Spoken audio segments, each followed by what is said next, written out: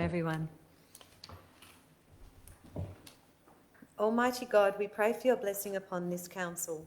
Help and prosper its work for the advancement and benefit of its people, so that peace and happiness, unity and justice may be established among us all. Amen. Manningham Council acknowledges the Wurundjeri Woiwurrung people as the traditional owners of the lands and waterways now known as Manningham. Council pays respect to elders past, present and emerging and values their contribution to enrich and appreciate the cultural heritage of Manningham. Council acknowledges and respects Australia's First Peoples as traditional owners of lands and waterways across country and encourages reconciliation between all. Manningham Council also values the contribution made to Manningham over the years by people of diverse backgrounds and cultures. I welcome all the members of public that have joined us today in the gallery and those who are watching us online, including perhaps some primary schools that are studying civics. Thank you for joining us. I'd like to advise that tonight's meeting is being audio and video recorded. All care will be taken to maintain your privacy. However, as a visitor in the public gallery, your presence may be recorded. By remaining in the gallery, it is assumed your consent is given in the event that your voice and/or image is broadcast by Council. No additional recording of this meeting is permitted without Council's consent. Council meetings are conducted in accordance with our governance rules. I will introduce each item of business as listed on the agenda, calling it by number and by reading the title. I will then call for a mover and a seconder of a motion on the item before opening any debate. Only councillors can join the debate on an item. Councillors may adopt the officer's recommendation in the report or propose amendments and supplementary motions. I'd like to draw your attention to item 7 on tonight's agenda. Public question time provides people with an opportunity to ask questions of the Council. Council has allocated 30 minutes for question time, and the process for public question time is set out in our governance rules. Questions must be received prior to the start of the meeting to be asked. Where we receive advance notice of a question in accordance with our governance rules, we will provide a verbal response to the question at our meeting.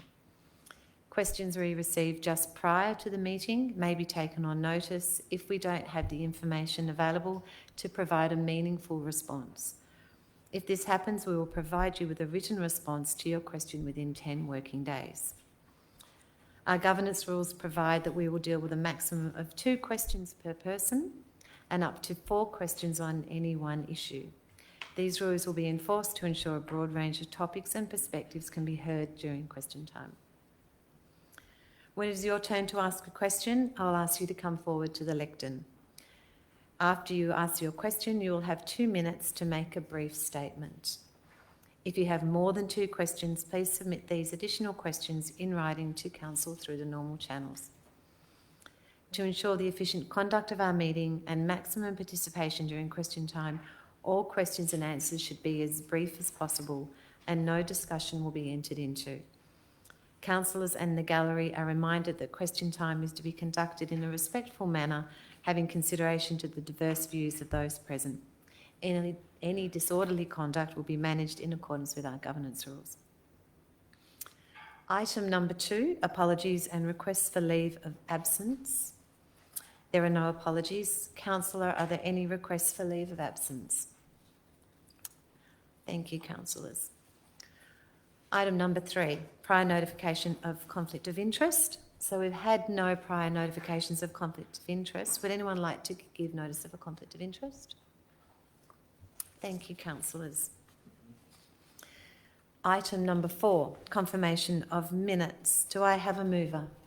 Madam Mayor, I'd like to move that the minutes of the council meeting held on the 10th of December 2024 be confirmed. Thank you, Councillor Grievous. Do I have a seconder? I second the motion. Thank you, Councillor Mayne. I'll take a vote on that. All those in favour? And that's adopted. Thank you, councillors. Item number 5, presentations. Receipt of community panel recommendations. So, councillors, I'm delighted to have some members of our community panel to the meeting this evening. Thank you so much for joining us. As you know, councillors, the panel's been working tirelessly over the last 6 months, discussing key priorities, challenges and opportunities to shape Manningham's future. Tonight, we've got representatives of the community panel here to formally hand over their recommendations to council following their long deliberations. I would like to ask panel members Kerry Huang and Selena Zhang to address council prior to handing over the recommendations. Before we do this, I will need a motion to permit this. So, councillors, can I please have a motion to do so? Councillor Lang? In accordance with sub-rule 62.1 of the Governance Rule, Council resolves to permit the community panel members Kerry Hung and Selena Zhang to address Council prior to the receipt of the recommendations from the community panel. Thank you, Councillor Lang. Do I have a seconder? Madam Mayor, I second the motion. Thank you, Councillor Bain. All those in favour? Councillor Otara, thank you. That's carried unanimously. So, I will ask, thank you, Kerry and Selena, would you like to come up to the lectern? And you're invited to present to us about your experience and outcomes. The lectern just down this side. No, not the one behind me. That's for all the tough questions on that side. Thank you. Thank you, guys. Good evening, councillors, members of the council, members of public, and everyone that's watching online. It is a pleasure for me and Kerry to be standing here speaking on behalf of the panel. Over the past 6 months, 40 of us, residents from all walks of life, came together to discuss, collaborate, and shape the future of Manningham. It has been an inspiring journey, and I am proud to share some reflections on our experiences and the vision we've crafted for our community. Being part of the panel was both challenging and rewarding. We came from diverse backgrounds, each bringing unique perspectives, but we were united by a shared goal: to make Manningham a better place. We spent hours discussing the issues that matter most to our community, whether it's safety, finance, petitions, or different groups of residents living in Manningham. These conversations were not always easy, but they were deeply meaningful. We had to make tough choices, balancing competing priorities within a limited budget, but we did so with the best interest of our community in mind. With a combined effort, we came up with 14 recommendations, each designed to address the needs of our growing and evolving community, from improving bus services, creating more spaces, supporting local business, and address cost shifting. These recommendations reflect the priorities of Manningham residents.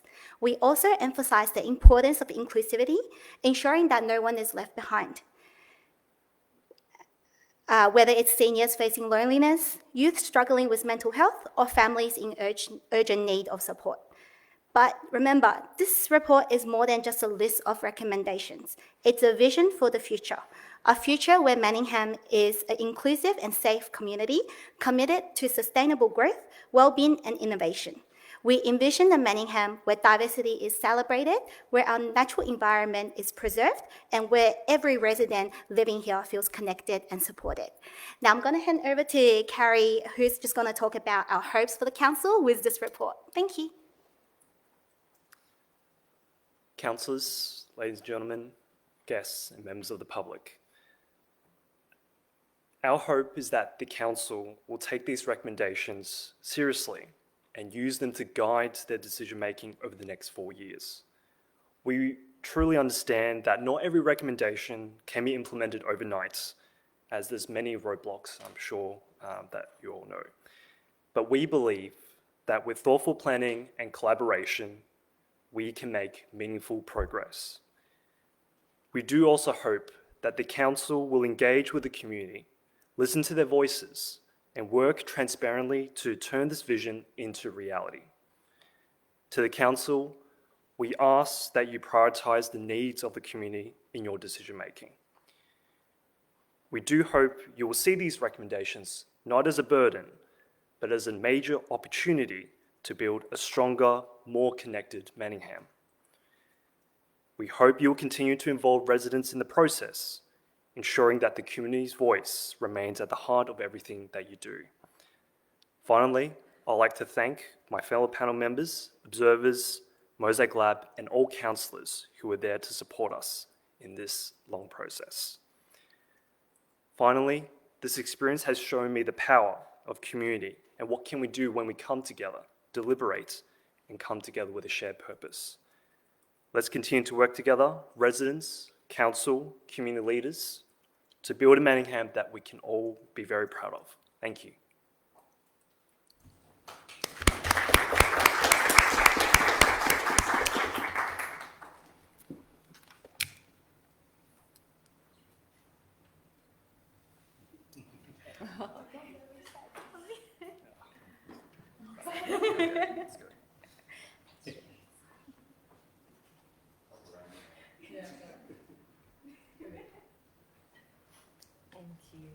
Thank you for your lovely words as well.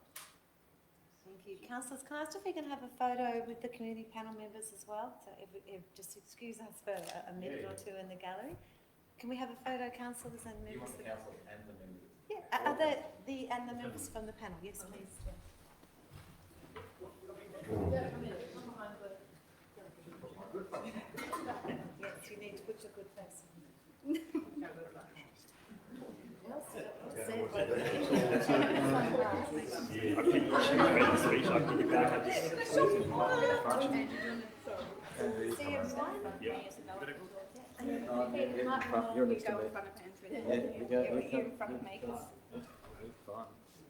Should we hold our communications?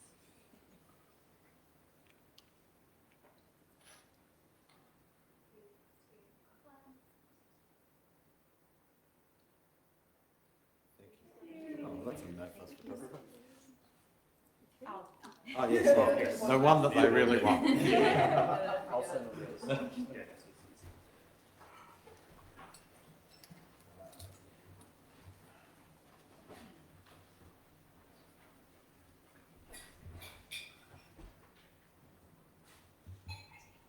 Thank you. You can take a seat. Thank you.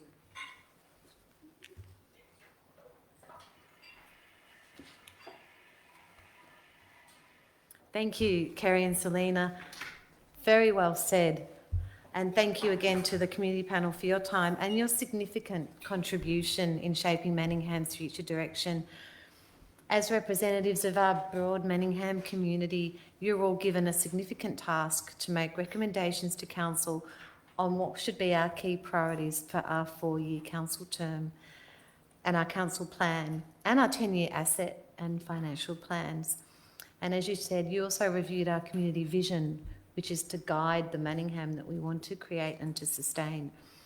You've demonstrated great passion and commitment to the communities. We've estimated that the panel's dedicated more than 1,680 hours to this process, which is extraordinary. And it has been a steep learning curve, understanding the 100+ services and the infrastructure projects and all of it that Council does. I'm so pleased to receive these recommendations and to receive the new community vision. We are carefully considering and Kerry seriously considering each recommendation, and we look forward to us sharing our responses on these very soon. We also thank you for the work that you've done in the community vision, and particularly words like innovation and how we take Manningham to that next step. It's a really powerful vision, so thank you. So tonight I would like to acknowledge councillors the outstanding contribution of each of the 37 members of the community panel. Thank them for their insights. They're invaluable to shape the future of Manningham. So congratulations, and could we give them a round of applause, councillors? Thank you.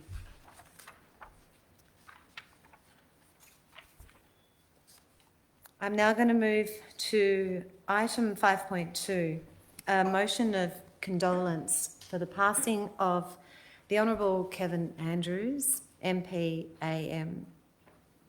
So, councillors, it is with deep sadness that I acknowledge the passing of the Honourable Kevin Andrews, MP AM. Kevin was our federal member for Menzies for 31 years, from 1991 up until his retirement in 2022. and he was always a huge supporter and advocate for Manningham. He continually demonstrated community-mindedness and dedication to our community. Kevin never missed an Anzac Day ceremony, and I, for one, always enjoyed listening to his address.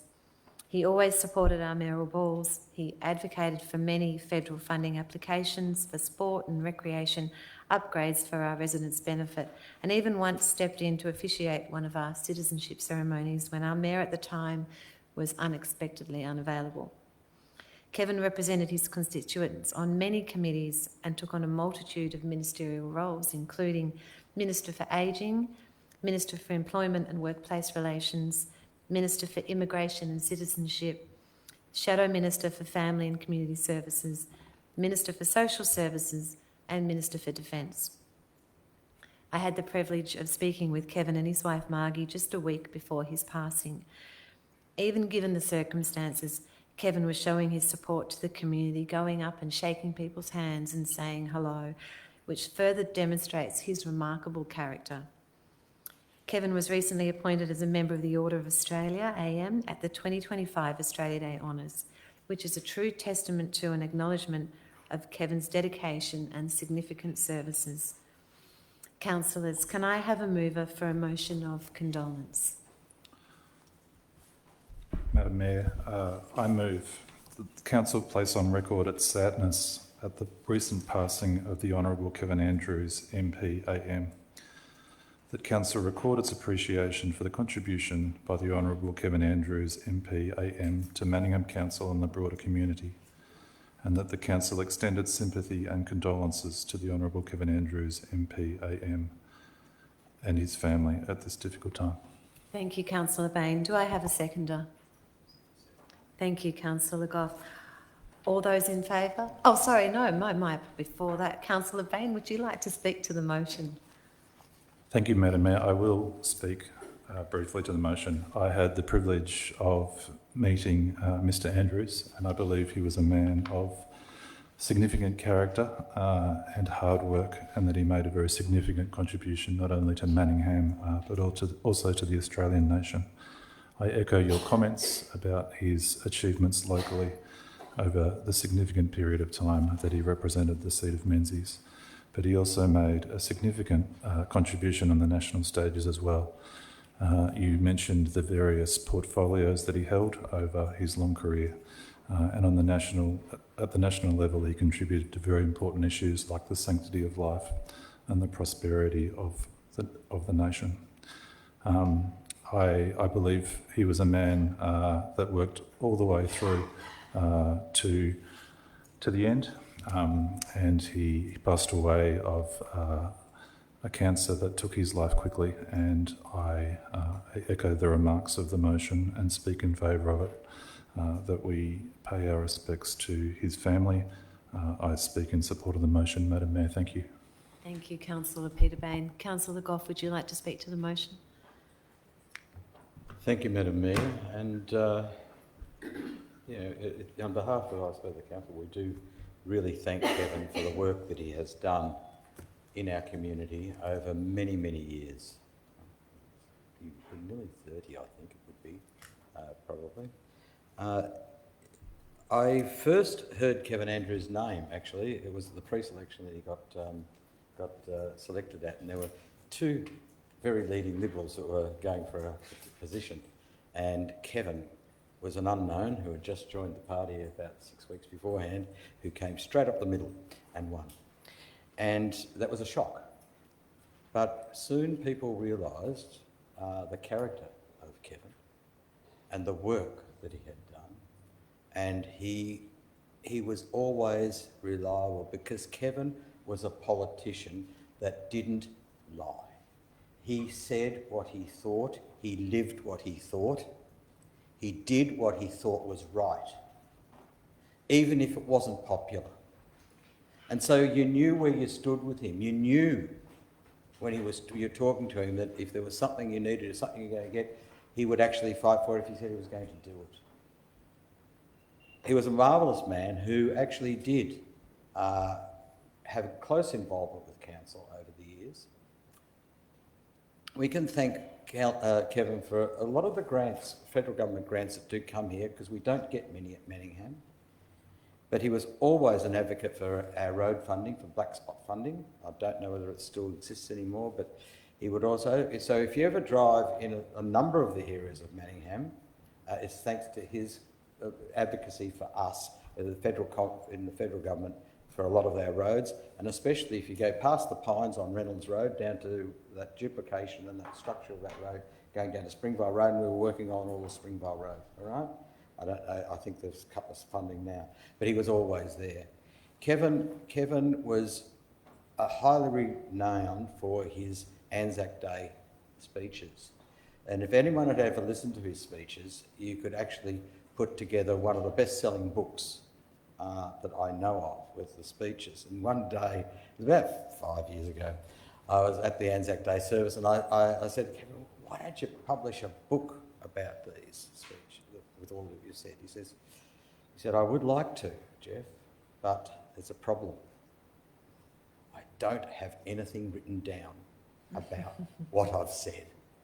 And each of those speeches, you would have had a couple of notes on a couple of pieces of paper, perhaps as a thing, but they were all from the heart and all from his mind, and they were absolutely magnificent.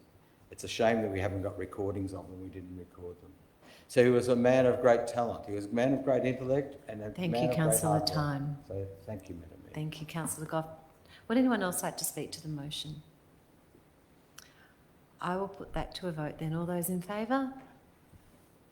And that's carried unanimously. Thank you, councillors. Item 5.3 is another motion of condolence for the passing of Eric Collyer. Councillors, it is with deep sadness that I acknowledge the passing of Eric Collyer. Eric was a long-term Doncaster resident and was one of the founding members of the Doncaster Templestowe Historical Society in 1967, which he served as president for 7 years amongst many other roles. Eric was a member of the former Manningham Council Heritage Advisory Committee for many years and championed various historical projects such as Shram's Cottage. Eric was also a published author, sharing his knowledge of our rich history through various published books. Eric's passion, significant dedication and services to the history of Manningham over the last 50 years will not be forgotten. I was at the memorial service for Eric Collyer a few weeks ago and learnt so much more about him as a teacher and mentor and flower arranger and a very, very great friend to many people. He will be missed.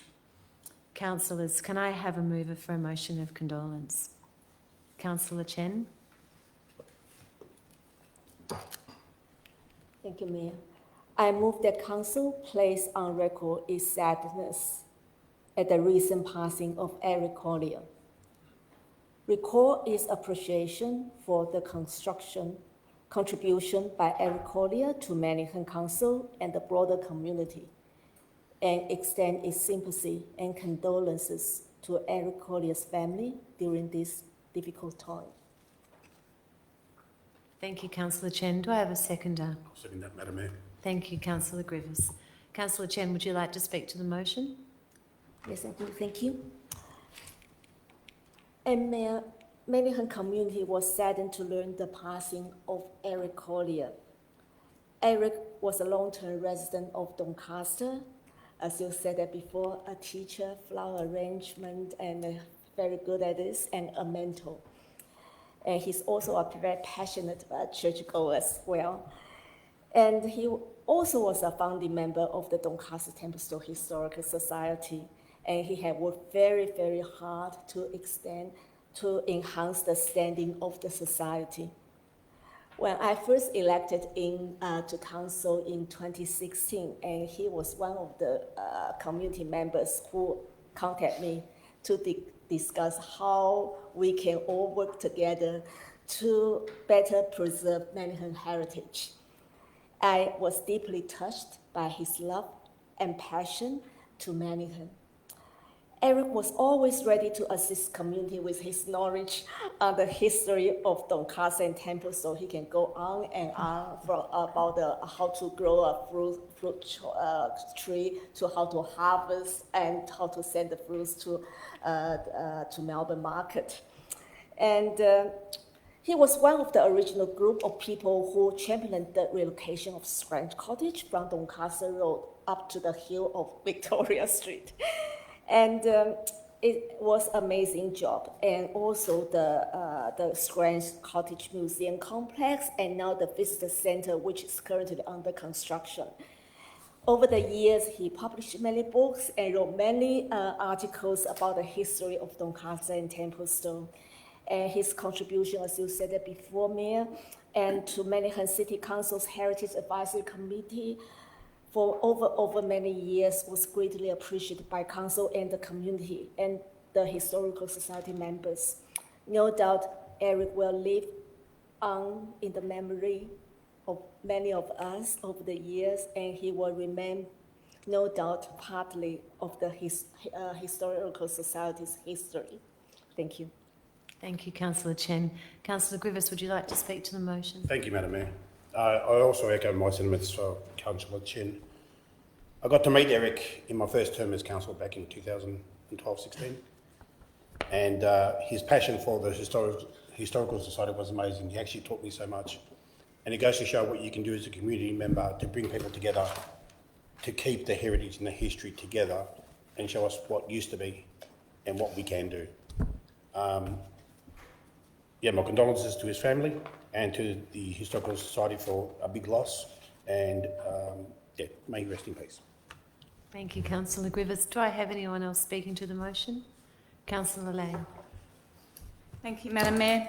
I also just wanted to add, when attending Eric's funeral, it was also really well noted that he was a very honourable man and he dedicated his life to his discipleship, and he lived that out by being an example of his belief and of his God, and he did that with everybody that he served. So not only was he part of our Historical Society, he was an absolute legacy in terms of how those who have a belief in God can live that out in a very servant way. And he did that by doing things for others, by his artistic art form, and by the relationship and fellowship he had with others. Thank you, Councillor Lang. Do I have any other speakers to the motion? I'll put that to a vote. All those in favour? And that's carried unanimously. Thank you, councillors.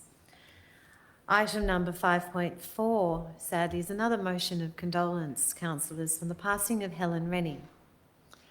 Councillors, it was with deep sadness that I acknowledge the passing of Helen Rennie.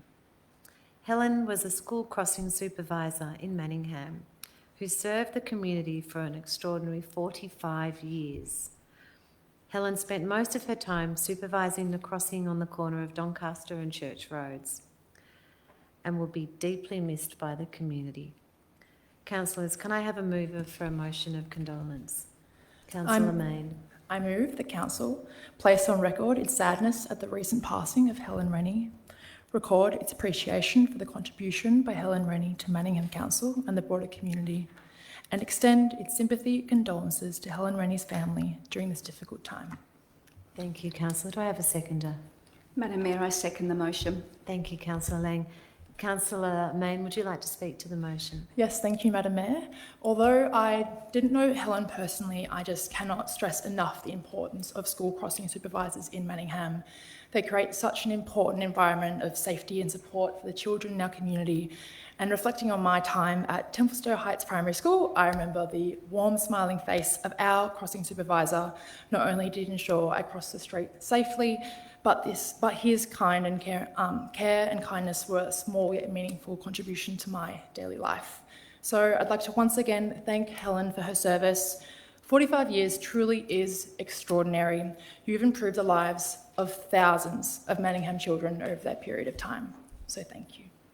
Thank you, Councillor Mayne. Councillor Lang, would you like to speak to the motion? Thank you, Madam Mayor, and I support everything that Councillor Mayne has said about the importance of our school crossing supervisors and also the legacy that Helen left.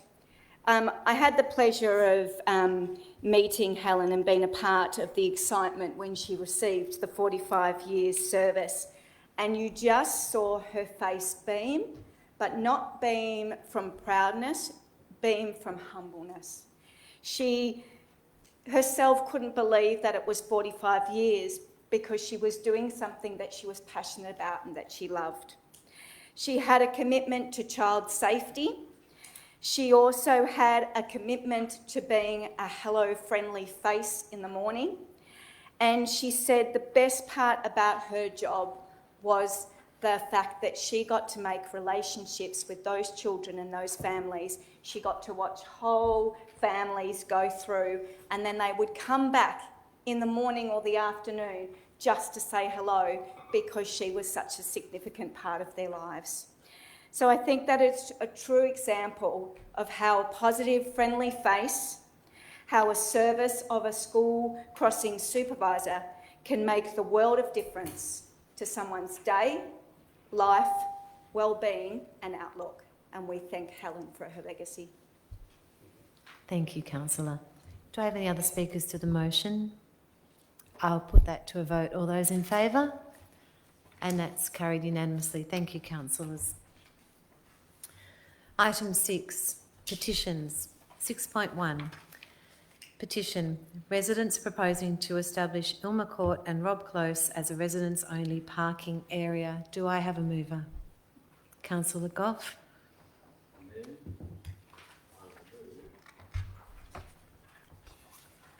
Microphone.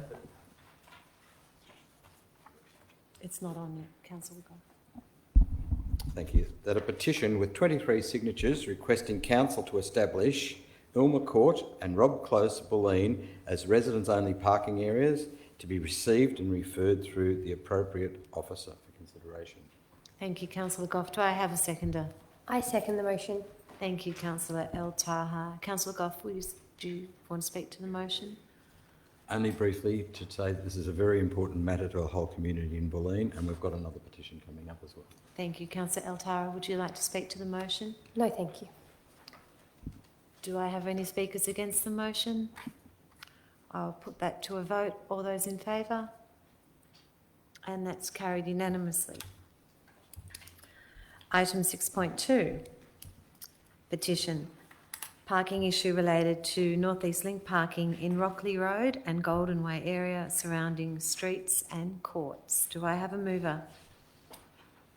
I move, Madam Mayor, that the petition with 47 signatures requesting council to establish parking restrictions in Rocklea Road and Golden Way in Bulleen with provision for parking permits for local residents be received and referred through to the appropriate officer for consideration. Thank you, Councillor Goff. Do I have a seconder? I move that. Thank you, Councillor Griffiths. Second that, sorry. My apologies. Councillor Goff, would you like to speak to the motion? No, Madam Mayor, we don't speak to petitions before we get them in. Just asking, Councillor. Thank you. Councillor Griffiths, would you like to speak to the motion? No, Madam Mayor. Do I have any speakers against the motion? I'll put that to a vote. All those in favour? And that's carried unanimously. Thank you, councillors. Item number 7, public question time. We have received a number of questions for tonight's council meeting. Anyone who's registered a question with council will have the opportunity to read out their question or choose to have their question read out by our CEO. I'll call upon those who have registered their questions to come forward to the lectern in the gallery. Our first question has been submitted by Con Sarantopoulos. Con, if you're in the gallery, would you like to come to the lectern, please, at the front, to ask your question? So if you ask your questions first, and then you'll have 2 minutes to make a brief statement.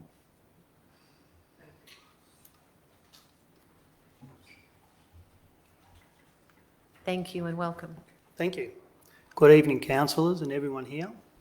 My question relates to the issue of parking, same issue. So I live in a quiet street off Golden Way, St Andrews Crescent, and it's a quiet community, a lot of young families and elderly people. Since second week of January, we've been flooded with North East Link cars, and to the point we're having difficulty getting access to our own homes, and it also presents a safety issue to local residents. And we all have children, they play in the street, and we've already had an incident where a car has rolled back, hit a car, which I've reported to police and to the council. So my question, it sounds like the council's very well very well aware of these issues in the local area.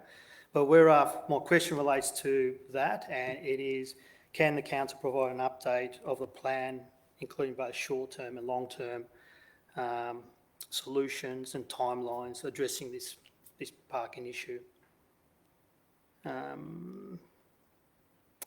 Would you like to read out your second question? Yeah. So the other thing we've noted, we get a lot of construction vehicles going up Golden Way and also through St Andrews Crescent, using it as a turning circle. So again, that is dangerous having that around, especially with young families and elderly people. But they've also caused damage to our roads. So I've seen in photographs of quite significant cracks, a couple of inches. So I'm interested to understand. I guess my question there relates to if you can provide an update to restrictions, somehow restrict construction vehicles driving into residential streets where they shouldn't be. And also to rectify the damage caused. Thank you. I'll ask Andrew McMaster, who is our Director of City Planning and Livability, to provide a response to both of your questions.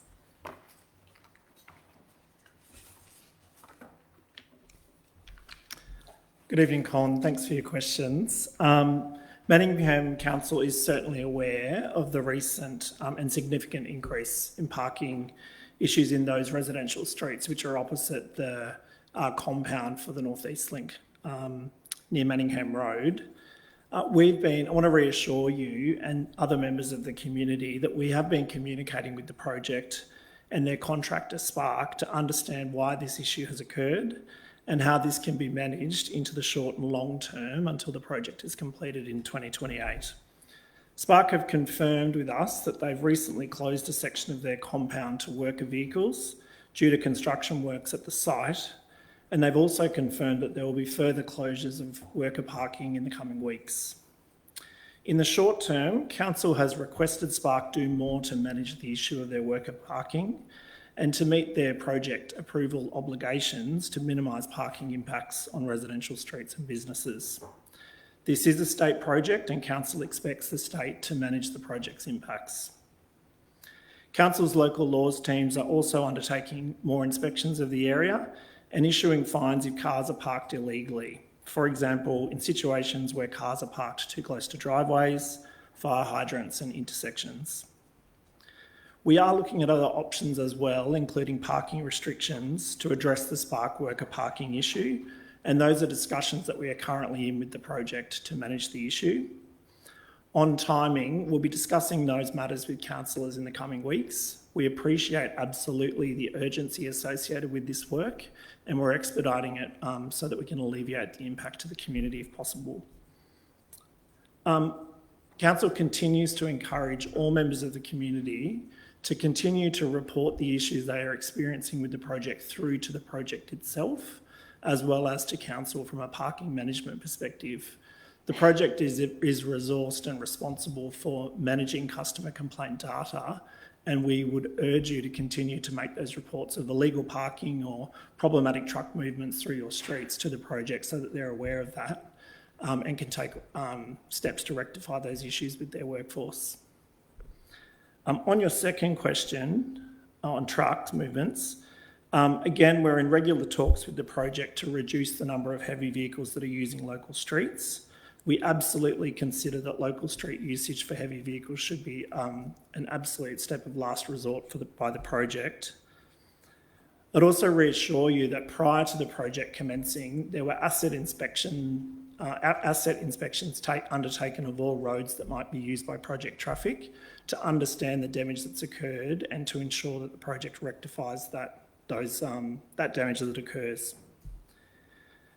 It's probably also of benefit for the community to understand that the North East Link project has to adhere to what we call environmental performance requirements, or EPRs. You may have heard them referred to by council officers. They are essentially conditions like conditions on a planning permit for the project, and they were approved by the Minister for Planning in 2019. The EPRs require the state to minimise disruption to affected local land uses, traffic, car parking and public transport, pedestrian and bicycle movements and existing public facilities during all stages of construction. On that basis, we continue to advocate to the state when we believe a breach has been made, and will continue to advocate on residents' behalf to address matters such as these.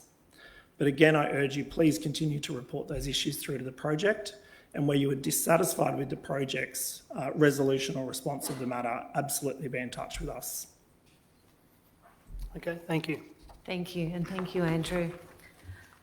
Our next question is from Brent Durant. Brent, would you like to come to the lectern and ask your questions? And again, you'll have 2 minutes to make a brief statement to provide context to your questions.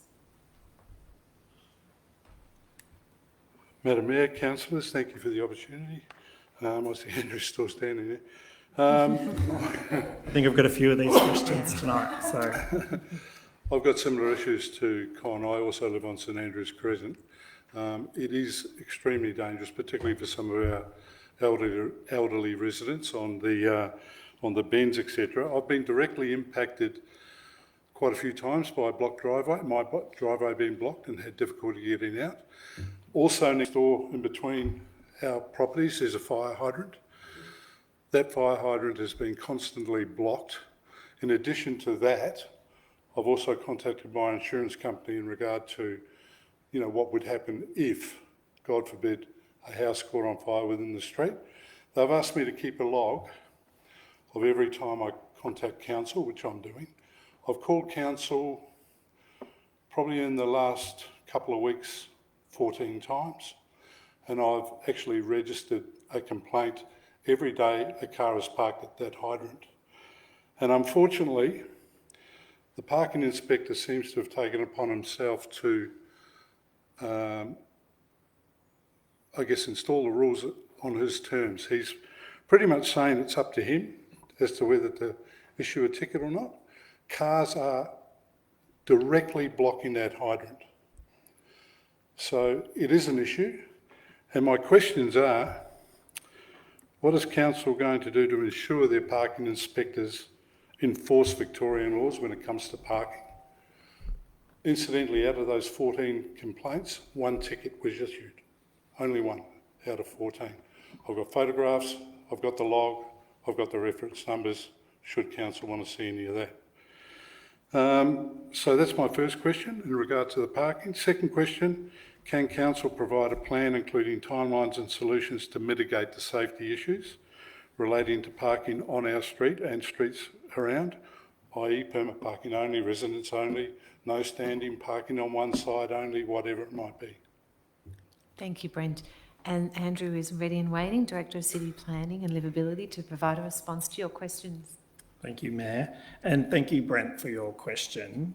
In the case of hydrants in the area that's experiencing these parking impacts, we're absolutely aware that there have been blockages of those hydrants by some of this worker parking. The data that's coming in from customer complaints such as yourself is telling us that story. As this is an area that hasn't experienced parking issues previously, we're also conscious that the hydrants themselves are not as well marked as they could be. And we're consulting with Yarra Valley Water about how we might be able to improve the visibility of those hydrants to prevent the problematic parking that you're talking about. I would also add that parking officers enforce the Road Safety Act, but they do have a discretion to issue infringements, whether or not they think they're particularly enforceable. And one of the issues that we have noted about those hydrant locations is actually their visibility to parkers. So we will be working with Yarra Valley Water on making them more obvious so that it's clear to parkers that they shouldn't be parking there and that the infringement is enforceable by Council's enforcement team. As outlined for the previous question, we are definitely aware of the recent and very significant increase of the parking issues in your streets, and we're continuing to be in discussions with Spark about how this can be managed both in the short, medium and long term. In terms of timeline, since the project commencement, it's probably relevant to add that we're aware there's been peaks and troughs in relation to worker parking in local streets. To date, we've had a reasonable response from the project in managing those issues, but we are aware that the closure of the compound parking has had a very significant impact on the community. And as I said to the previous question, that's why we're expediting the work and a conversation with councillors about introducing restrictions that will ensure that local residents have first priority on those streets. That work will be presented to the councillors as soon as possible. We absolutely understand the urgency. Again, I'll just close off with a comment to say thank you for the reports of the hydrant issues. I'd also encourage you to be reporting those issues through to the project directly, as the project is resourced to answer those responses and collects that data so that the state has an understanding of the issues that the project is creating. So it's critical that those complaints are made not only to council but to the project itself. Thank you. Thank you, Brent, and thank you, Andrew. Our next question is for Matt Maguire.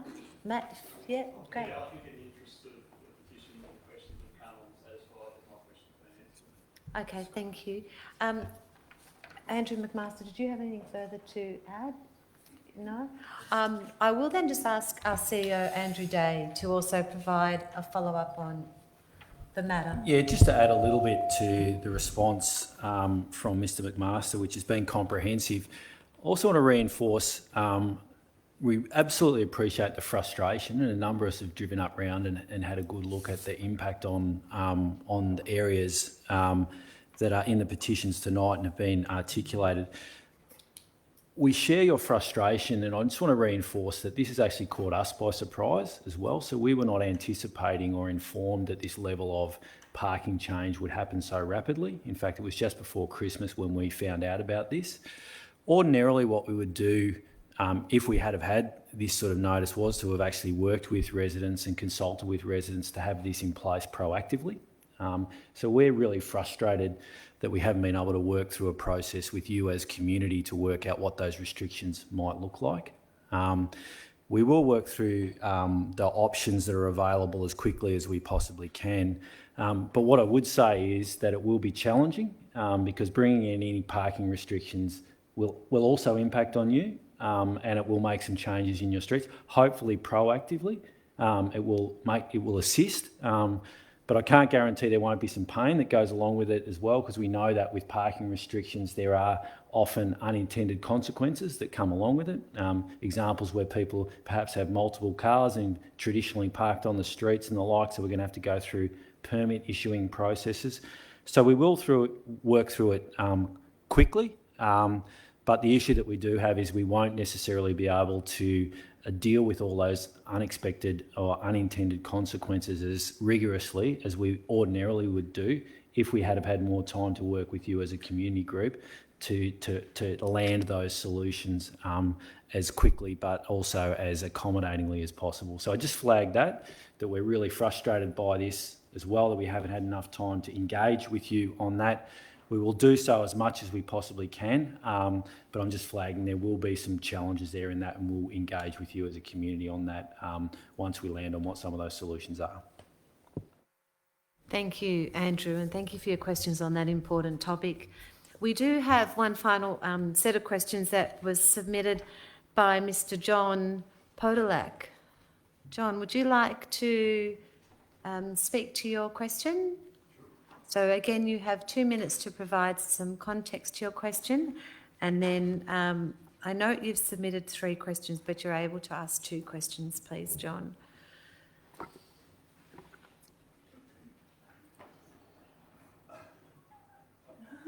Thank you, Councillor Grievous. It's the European in him, he's very gentlemanly.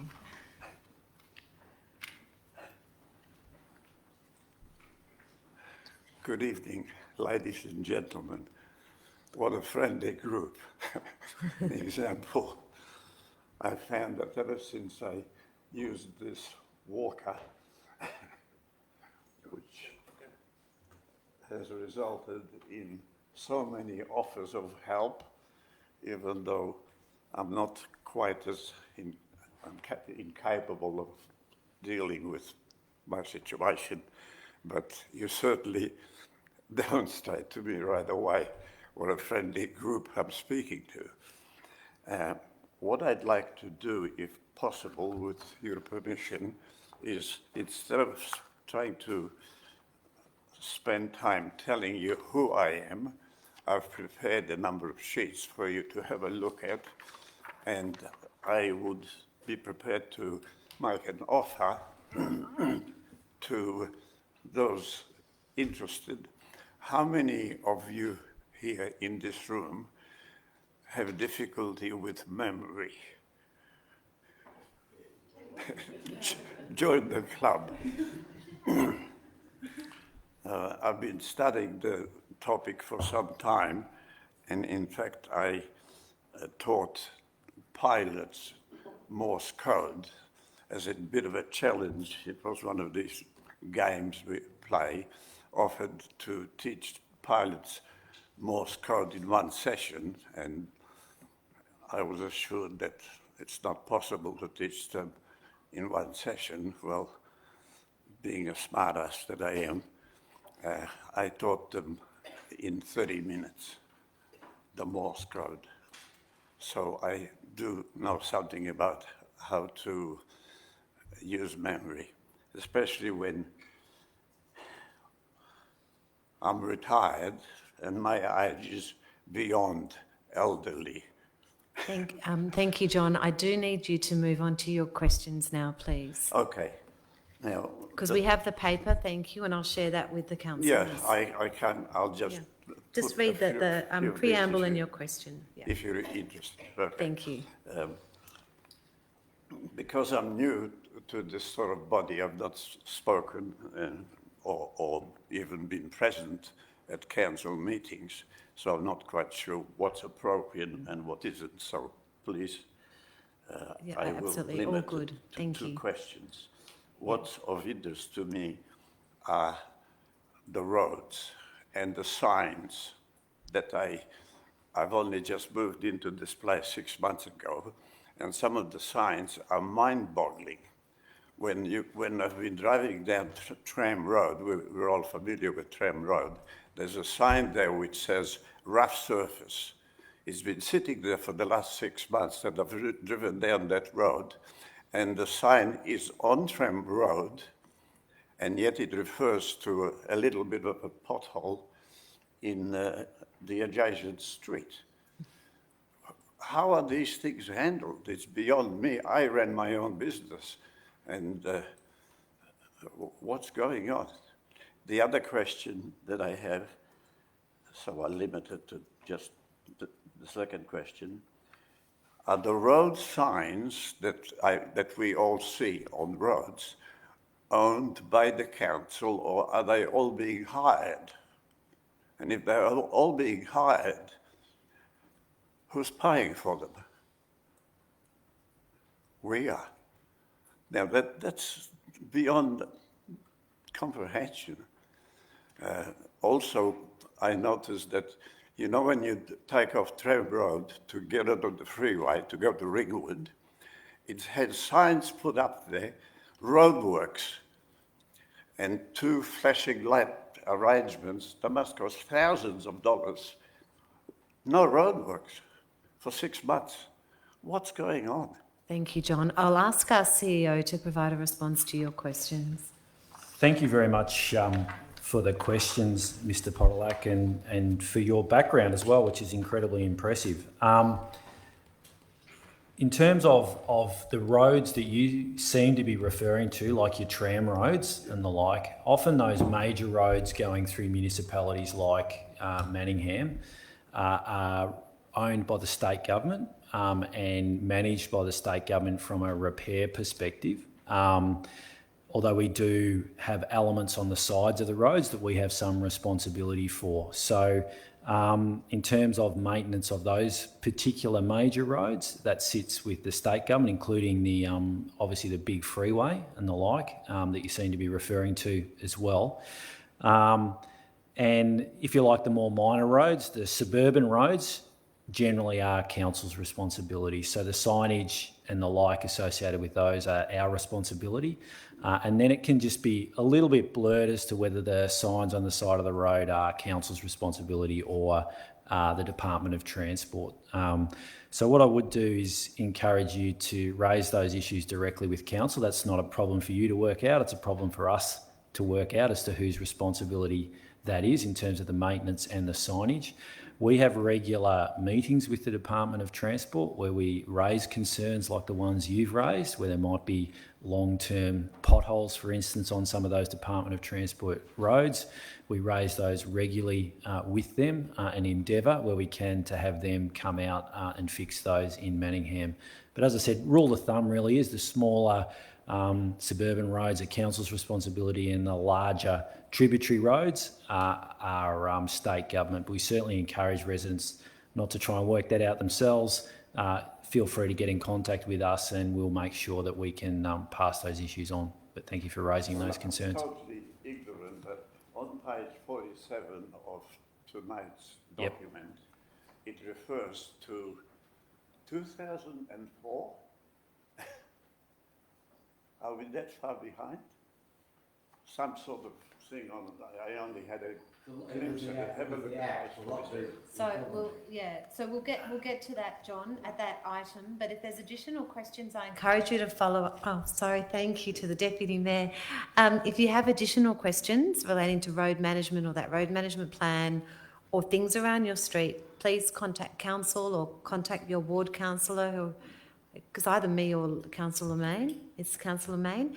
So please contact your ward councillor and raise those questions additionally with us as well. I plead ignorance in general because I don't know how the whole system No, they're important questions, so thank you for raising them, John. I do emphasise, if there are any of you interested in improving your memory, I can guarantee to surprise you. Thank you, John. We do need to move on with the meeting though, so you're welcome to take a seat. Thank you. Okay. Thank you for your time. And thank you to everyone for your questions. I'm going to move on to item number 8, admission of urgent business, and there are no items of urgent business. Item number 9, planning permit applications, and we have no planning permit applications that require a decision of council this month. Item number 10, city planning. Item 10.1, statutory planning application activity quarter 2, October to December 2024. Do I have a mover? Councillor Lang. Madam Mayor, I move that the recommendation be adopted. Thank you, Councillor. Do I have a seconder? I second the motion, Madam Mayor. Thank you, Councillor El Taha. Councillor Lang, would you like to speak to the motion? Thank you, Madam Mayor. Just briefly, I just wanted to I guess probably summarise the report and pull out some highlights. It is a statutory planning application report, and so it does give an update of what we've managed and done in the last quarter. It does show that we've had an increase, so 260 applications compared to the 191. It broke them down whether they were new applications or amendments, and then it looked at from those that were decided, they were either, we had 145 planning permits issued, we had 33 notices of permits to grant, and then only 2 refusals. And then we had that broken down into rates, and this is what's really important, into percentages, because those percentages show how successful we were. And we had a success rate in our planning permits of 73.68%, so approximately 74.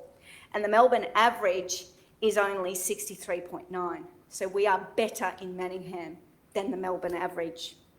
That's worth pointing out because, again, out of our ones that we decided within the statutory days, we also had a success rate of 78.42% in timeframes, being in the timeframe, compared to the Melbourne average of only 66.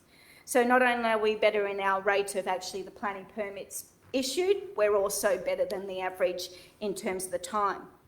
I point out this because the state government is saying that local governments need housing targets for their planning efficiencies. But in Manningham, we don't need targets to be efficient. We're already efficient. In fact, we're better than the state average. So if I go further, then in 98% of our VCAT applications that were decided, 98% within the 10 days, compared to the Melbourne average of only 84. So we are better and more efficient here in Manningham than the Melbourne average in every way of our planning. And that's why I brought it up, because then I looked further to say we looked at the objections that we get. And the objections that we get are majority from Section 82 appeals against the notice of decision to grant a permit. So objections for something we have granted. Therefore, you can see not only is Manningham efficient, better than the Melbourne state average, I say that again, it is also the fact that our objections are against those that have been granted, which the objections have been overdevelopments. So people living in Manningham, and we heard it through many advisory panels, we heard it through our community panel, don't want overdevelopment. They'll accept development, but not overdevelopment of our city and country areas. To summarise this report, our Manningham Planning Department processes are efficient, they're speedy, they have decisions to grant, and Manningham residents object to overdevelopment here in Manningham because we love our neighbourhood characters and they want them protected in the city and the country. Thank you. Thank you, Councillor Lang. Councillor Taha, would you like to speak to the motion? Yes, I'd just like to reflect on something that Councillor Lang said regarding that, and that feedback that we get about preserving the character of Manningham is constantly reiterated to us throughout the community when we're engaging with different members of our community across all different parts. And I just think that it's important for us to always be reflecting and be mindful of that. So I just wanted to touch on that point. Thank you. Thank you, Councillor El Taha. Do I have any speakers against the motion? Do I have any other speakers for the motion? I'll put that... Oh, Councillor Main. Thank you, Madam Mayor. I think I just wanted to emphasise Councillor Lang's point that I think the most important part of this report is it really highlights the efficiency of our officers, directly challenging this notion that local government isn't efficient. As a result, our powers should be taken away from us. Not only are our planning officers incredibly efficient, but they understand our local community way more than any state government can. So I'd really like to sincerely thank our planners for the brilliant work they do, and also the officers for putting together this report so we can show everyone who's saying this that it's not the case. Thank you. Thank you, Councillor Main. Do I have any other speakers to the motion? I will put that to a vote. All those in favour? And that's carried unanimously. Thank you, councillors. Item 11, Connected Communities. 11.1, Review of Advisory... Sorry, I'm going to start again. 11.1, Review of Advisory Committees, Terms of Reference and Membership. Do I have a mover? Councillor Chen. Thank you, Mayor. I move that the recommendation be adopted. Thank you, Councillor. Do I have a seconder? I second the motion. Thank you, Councillor El Taha. Councillor Chen, would you like to speak to the motion? Yes, I do. Thank you. And Mayor, Council's advisory committees play a vital role in providing advice to Council on matters relating to the delivery of strategies, policies, services, and activities. Council has a number of advisory committees, and the terms of reference for each advisory committee are regularly reviewed to ensure continuous improvement and relevancy. The report tabled tonight contains minor amendments to the terms of reference proposed for Recreation and Sport Advisory Committee, Manningham Youth Advisory Committee, and Healthy Aging Advisory Committee for 2025. For example, membership for Recreation and Sports Advisory Committee be increased from 16 to 20 members. Youth Advisory Committee's membership from 15 to 20. And the minimum age of young people be altered from 16 to 15. This is to allow broader inclusion and early engagement and allow development of future leaderships. Manningham's 9 secondary schools will be invited to nominate 1 representative.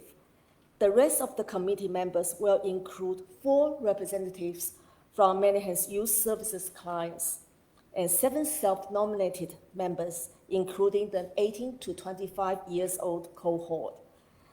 Wording in the Health Aging Advisory Committee terms of reference are proposed to be updated to align with other advisory committees. For the purpose of transparency and good governance, the committee meetings minutes will be tabled through informal meeting of councillors document at the next ordinary meeting of council and will be published in council's website. If the proposed amendments are endorsed tonight, expression of interest will be open for youth advisory committees and recreation and sports advisory committee between 26 February to 19th March. Council will use inclusive approach to ensure the broadest reach possible, including the use of easy English document and information session. So membership recommendations will be presented to Council in May for final endorsement. So I ask Council's support to this motion. Thank you. Thank you, Councillor Chen. Councillor El Taha, would you like to speak to the motion? No, thank you, Madam Mayor. Do I have any speakers against the motion? Do I have any other speakers for the motion? Councillor Main. Thank you, Madam Mayor. I'd just like to speak a little bit more to Councillor Chen's explanation of our Youth Advisory Committee changes, just because there is a pretty big change with the introduction of a representative from each of the 9 local schools. Just to say, I think it's really noteworthy that we're looking for students that maybe aren't necessarily the leader in their school, just because we want to make sure that we're providing these valuable opportunities to a range of people from our community. And I think this is a pretty big shift from our previous model. But I think most importantly, this will really help us develop our relationship with those local schools, which is something we sometimes struggle with, but I think this is a really great opportunity. But most importantly, I'd just really like to thank the members from our Youth Advisory Committee over the previous year. I've been the chair of this committee and I just genuinely really enjoy the insights and the conversation. And I really think it's so important to have this youth perspective, so I'm not carrying it all on my shoulders. So thank you so much. Thank you, Councillor. We're all young at heart. Do I have any other speakers to the motion? I will put that to a vote. All those in favour? And it's carried unanimously. Item 12, City Services. 12.1, Road Management Plan Review. Do I have a mover? I move, Madam Mayor, that the recommendation be adopted. Thank you, Councillor Lang. Do I have a seconder? Thank you, Councillor Goff. Councillor Lang, would you like to speak to the motion? Thank you, Madam Mayor. Look, I'll just speak briefly because I know this got quite a lot of engagement when it was out on community consultation, and I did hear from a number of residents, and this is the draft road management plan coming to us to seek Council's endorsement and also to proceed with the further public consultation stages. But I also note that the 2004 Road Management Act was introduced by Parliament, and therefore that was for the purpose of reducing trips, falls and motor accidents on Victoria roads. And then from there, local governments did their own road management plans. So ours is up for review, and in our road management plan, it does look at it is an operational document that describes the standards and processes in which Manningham will perform its inspections, its maintenance and its repairs relating to road management functions of local roads. It also aligns with the Municipal Association of Victoria, who developed a template for road management plans to ensure consistency within our local government areas of how that the roads are managed and within Victoria and local governments. And I think it is safe to say that we would like to see the same sort of rigour and the same sort of road management plans with community consultation and detailing maintenance and schedules from our Victorian government on their roads as well. Because ultimately, and I think we heard it tonight from John in his questions, thank you, John, but all Victorians, whether it's a local road or a state road, we all want well-maintained, safe roads with no potholes, and we also want regular inspections, efficient repair works, and improved traffic safety, sign markings, and ultimately better road experiences on local and state roads. Thank you. Thank you, Councillor Lang. Councillor Goff, would you like to speak to the motion? Thank you, Madam Mayor, and I was going to speak for a long time, but I won't be because all of the points that I had 5 points put down here and they're all gone. So thank you very much. I should have gone first. You did offer. That's very good. It is probably good that we do have done. We've had to review this every so many years. 4 years, every 4 years, and I think bringing it into alignment, and this is the rewrite with the MAV template. So it's got it in there, but it is a really good little book. Probably people should read, and basically the actual document actually does outline the processes and what roads are what and who's. I like the one who's responsible for what. Yeah, that was a good little section there too, and it really is clearly stated, and I suppose it is a very informative and operational manual. So I fully endorse that one goes out to.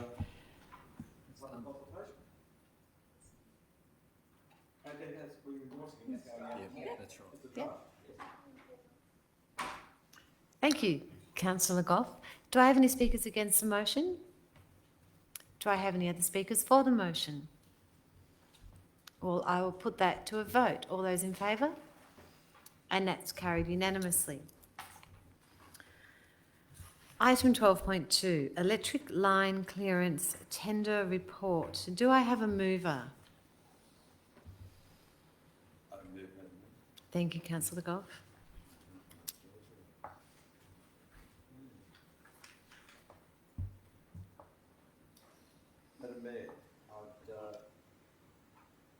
Madam Mayor, I'd like to make the motion that the recommendation be adopted, which is in our papers, with the points A and B, and the Council, A, resolve to award the cyclic block pruning and electrical line clearance program contract, MP 001772, to Lucas Tree Services, Lucas Tree Co. Proprietary Limited. And B, notes the total contract lump sum is $5,578,773, and may I say, 3 cents,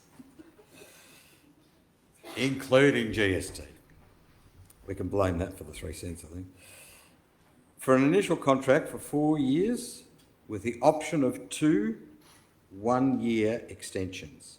If the additional extension options are exercised, the total estimated spend over the full term of the contract will be $8,939,054.28, including GST, which is important.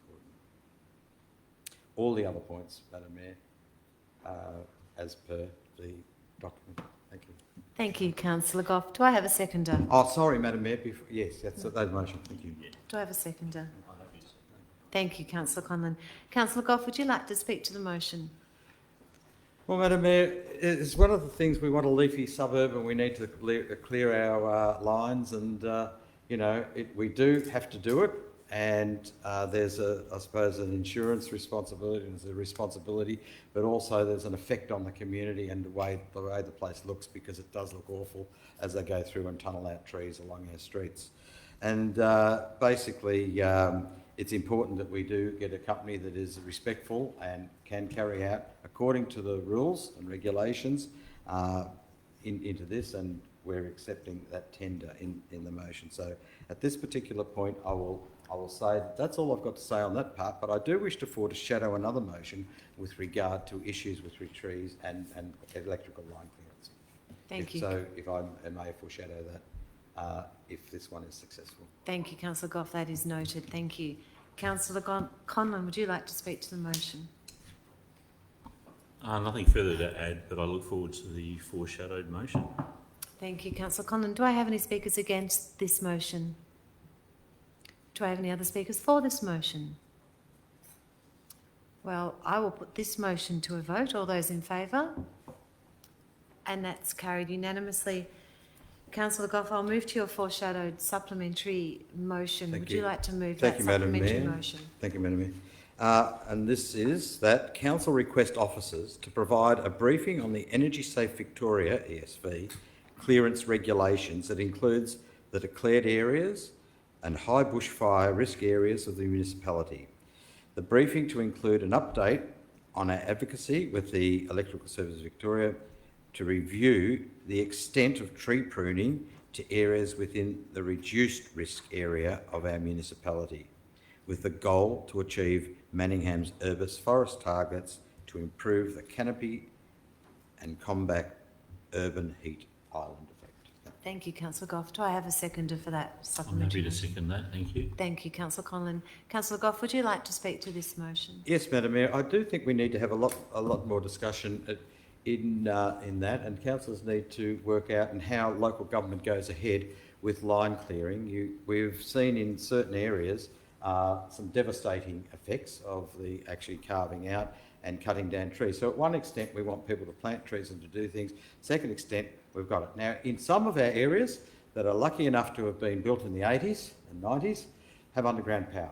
But anything that was built in Manningham before that has overhead wires, and they're the areas that we're going to have to work out ways in which we can go around. Now, may I suggest there's aerial bundling and there's undergrounding, which would be the actual best way to go about it. But, you know, there needs to be ways in which we can preserve more of that canopy that we require in our area, and we're just wanting to go through and work out ways in which we can do that.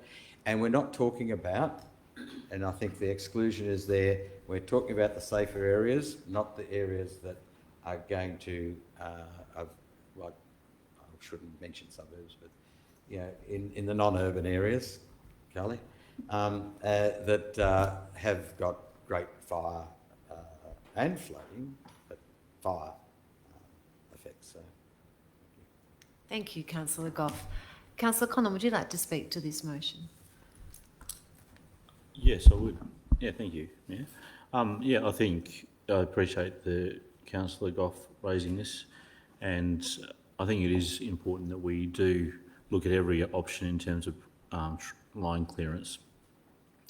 And while it's not in the motion, I think in the long term we actually need to consider in our council plan bundling options, because the and undergrounding, because the reality is, if we keep pruning trees, it doesn't seem like much. Maybe it does actually $1 million a year or thereabouts, and it's quite a bit. And if you add all that up over 50 years, that's $50 million. And maybe we could, with all that money, start thinking about undergrounding seriously.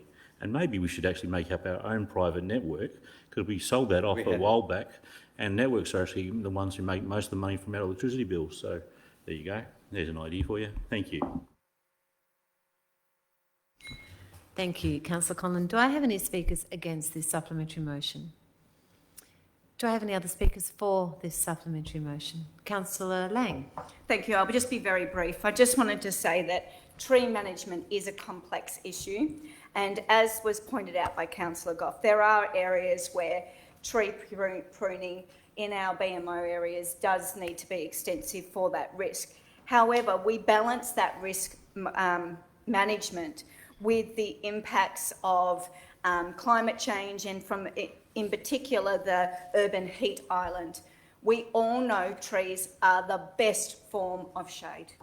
And so it is important, and it is in fact why people choose to live in Manningham, because if it's in the city or the country part, it's because they can see trees, they can shelter under trees, they have a tree line of trees, and they live with trees. And I think it's very important that we understand that this contract is about valuing our asset, which is our trees, but also managing it wisely. Thank you. Thank you, Councillor Lang. Do I have any other speakers to this motion? Councillor Chen. Just for the whole motion, not in particularly, but just very interesting. The report said that the contractor who is Excuse me, based in Councillor Manningham- Chen, the other motion's already been All voted right, on. thank you. I think I support the whole company. That's a good motion. Thank you, Councillor Chen. I will put that supplementary motion to a vote. All those in favour? And that's carried unanimously. Thank you, Councillor Goff, for raising that. Item 12.3, 2024-25 Capital Works Program, Quarter 2, Status Report. Do I have a mover? Thank you, Madam Mayor. I move that the recommendation be adopted. Thank you, Councillor Griffiths. Do I have a seconder? I second the motion, Madam Mayor. Thank you, Councillor Lang. Councillor Griffiths, would you like to speak to the motion? Of course, Madam Mayor. The update, so this is the quarterly 2 update of the progress of the infrastructure program. We know that we've spent approximately 18.5 million in expenditure. That equates to around about 36%, which is just under 50%. And of course, taking into consideration the holiday periods that we haven't gone through 50% of that.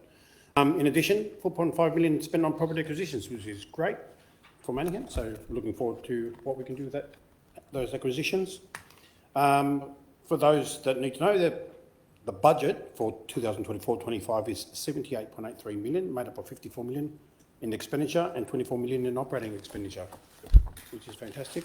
And to break it down,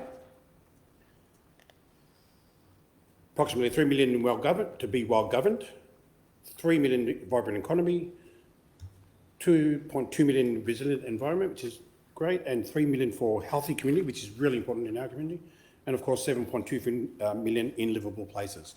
So that's a positive for us as a whole, and I'm looking forward to further capital works with Manningham. And can I say thank you to the Director of City Services and the staff for putting this report together for us. Thank you, Councillor Griffiths. Councillor Lang, would you like to speak to the motion? Yes, thank you. I'll just add to the details that Councillor Griffiths has already successfully provided. And just to say this is a huge project and we should be really appreciative of the work that our officers do in this area, because we are talking about 270 projects that are currently on the program that they're managing. So that's a huge, as we talked about all the finances, but it's a huge amount of actual programs. I did just want to say that the programs and the next sort of planning for our program process is underway, and there will be impacts as cost increases occur, and it also as new progression of projects come onto the program.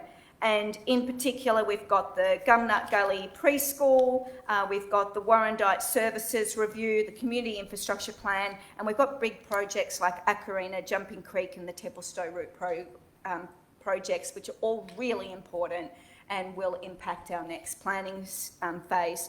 And I did just want to talk about the Community Infrastructure Plan, because that relates to our places and spaces where the members of our community socialise, recreate, and where they spend their life. So it is really important that we look at that plan and we feed that into our capital works plan. And again, you can see that we successfully do that. I commend the officers and look forward to the next planning review of the next program. Thank you. Thank you, Councillor Lang. Do I have any speakers against the motion? Do I have any other speakers for the motion? Well, I'll put that to a vote. All those in favour? And that's carried unanimously. Item 13, experience and capability. Item 13.1, federal advocacy priorities. Do I have a mover? Yes, Madam Mayor. I move that the recommendation be adopted. Thank you, Councillor Bain. Do I have a seconder? Madam Mayor, I second the motion. Thank you, Councillor Lang. Councillor Bain, would you like to speak to the motion? Thank you, Madam Mayor. I would simply like to express my appreciation to the Director of Experience and Capability and the Council staff more broadly on their excellent homework and research on the federal advocacy priorities, which are listed in the report.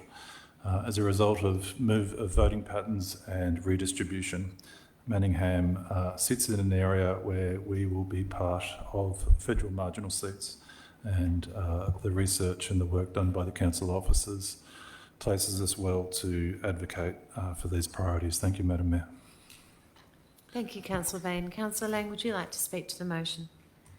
Thank you, Madam Mayor. I will be quick. because I was going to read the list of the advocacy priorities, but they are in the report. I guess I just want to bring out one Manningham-wide and one my ward-wide. So I just note that the Acarina outdoor redevelopment plan is there, and councillors, that is our only aqua development, and so we really are, it is something our community value and want. We're invested in, and we are very much seeking federal support for their constituents. And then when it comes to Yarra Ward, we're looking at the Park Orchards Community House and Learning Centre. Councillors, we know how important our community houses are to our community's wellbeing. They are places where people go to learn, to seek help, to upskill. Some have childcare. They are all about inclusivity and accessibility. And I note that the Park Orchards Community House building is at end of life. It is not accessible to all abilities, and it is situated on a steep block. It is in very poor condition, in fact, has the likelihood of not standing in the next couple of years due to its condition. So I really call on our federal government to step in and help support this service, which is so important to their constituents. Thank you. Thank you, Councillor Lang. Do I have any speakers against the motion? Do I have any other speakers for the motion? Councillor Chen. I want to thank you, Councillor Lang, for letting me have the opportunity to speak for Community Legal Centre. Thank you. And we all know that the law touches all aspects of our lives, and the basic legal knowledge can empower us to tackle various life situations.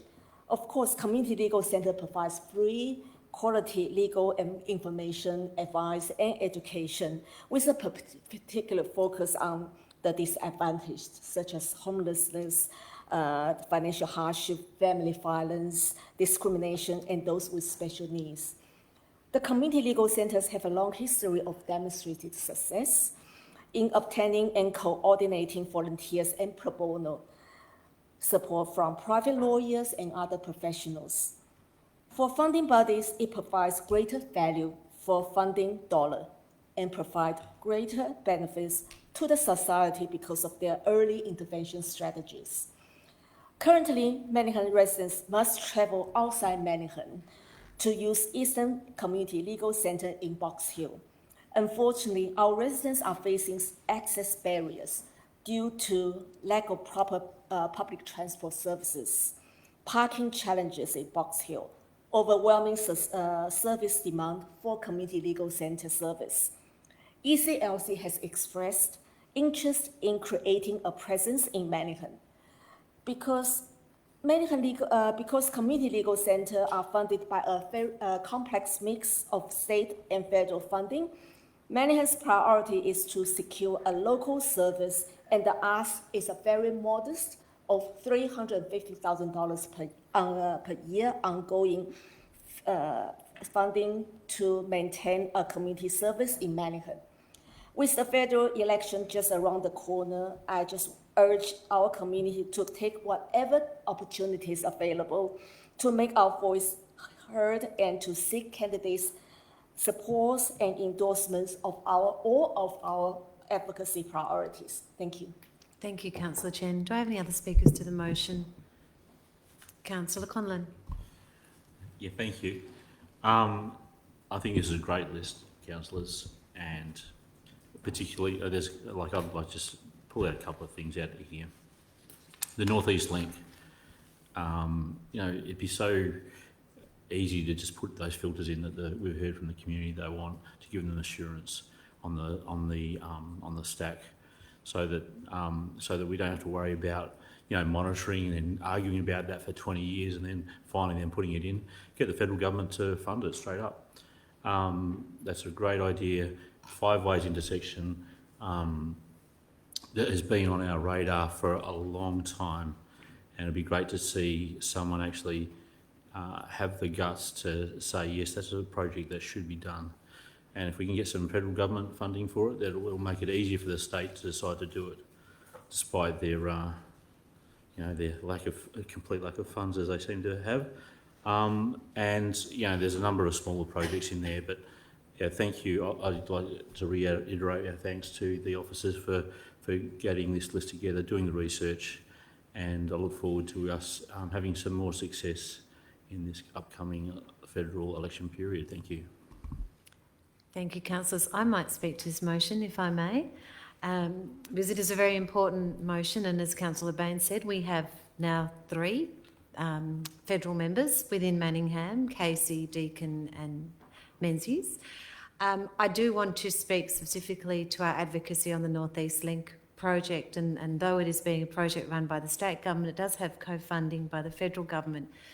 So we think it's very important that we advocate on behalf of our residents for 3 really important issues. One of them Councillor Collins has already spoken to, which is installation of filters within the exhaust ventilation stack on what will be the largest tunnel in Victoria, and what will be an exhaust stack that sits between playing fields, schools, and by the way, has a green walking bridge where people are meant to walk and sit and have lunch and generally hang out. So I echo Councillor Conlon's words about advocating for the installation of filters now to prevent environmental impacts rather than down the track to try and address the environmental impacts. Within that vein, we're also advocating for improved access and transparency on the EPA's air quality data reports. I don't think it's good enough that our residents need to wait 6 months post to find out about the air quality when we hear often from residents that have got respiratory illnesses. We're also continuing to advocate to the federal government on the Doncaster Park and Ride, and for that to be, when it's redeveloped, a transport-oriented development rather than just a 6-storey development to give residents an extra 6 spaces. For me, it does not make sense. Thank you, councillors. Do I have anyone else speaking to the motion? Councillor Taha. I'd like to make a comment on the motion, so whether it's for or you against. You can speak for the motion. Okay. I just, obviously this motion in particular is about funding priorities for council and the things that we want to do for our council area in terms of getting funding from the federal government. I would also like to just make the note that I think it's an important time for us to advocate for other issues that impact our community that may not be funding related. I think there's very important social justice issues that impact a lot of members of our community that have come. Excuse me, councillor, sorry, your comment is not relevant to the motion. Okay, so we should be speaking to the... Oh, actually, it sounds like you're speaking against... Sorry, it sounds like you're speaking against the motion. No. I'm just making my apologies. So that's all right. I just wanted to note that on top of funding issues, I think it would be really great as a council if we could also speak about other advocacy things during the federal election as well. That was just more of a comment. Thank you. Yep, sorry, councillor, you could have continued. My apologies. Did you want to say anything more? No, I think I covered that. Thank you very much, Madam Mayor. Okay.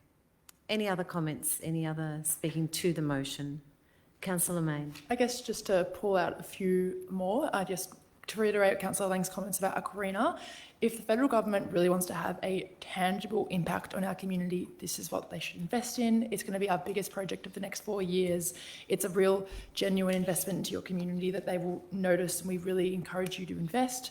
And then what hasn't been covered as much is this high-frequency busway. Look, we have the North East Link coming to Manningham. We have 2.7 cars per household, which is the most of all Metro Melbourne. We have cars. If the state government if the federal government or the state and federal government in general are serious about public transport, they will invest in buses. I wouldn't like to speak it into reality, but there is potential that with the North East Link that some communities concerned that Doncaster Rail may never even happen. So we really want public transport here in Manningham, and we would be great to see the federal government deliver. Thank you. Thank you, Councillor Mann. I'll put that to a vote. All those in favour? And that's carried unanimously. Thank you. Item 13.2, MAV State Council Motions, May 2025. Do I have a mover? Thank you, Madam Mayor. I move that the recommendation be adopted. Thank you, Councillor Griffiths. Do I have a seconder? Yeah, I'm happy to second that. Thank you. Thank you, Councillor Conlon. Councillor Griffiths, would you like to speak to the motion? Thank you, Madam Mayor. Basically, what this motion is for us as a council to put some motions outlined to the Municipal Association of Victoria. These have an impact not only statewide but specifically for Manningham. I'll go through some of those because some of these actually interact with one with the other. Housing targets and impact on infrastructure and community services. It's actually interesting with the announcement of the state government that 26.5 or 28,500 new houses to be built by 2051 in Manningham. So that represents a population of approximately 70 to 75,000 increase in population by that year. So where do we get the infrastructure from? Community services, supporting housing growth.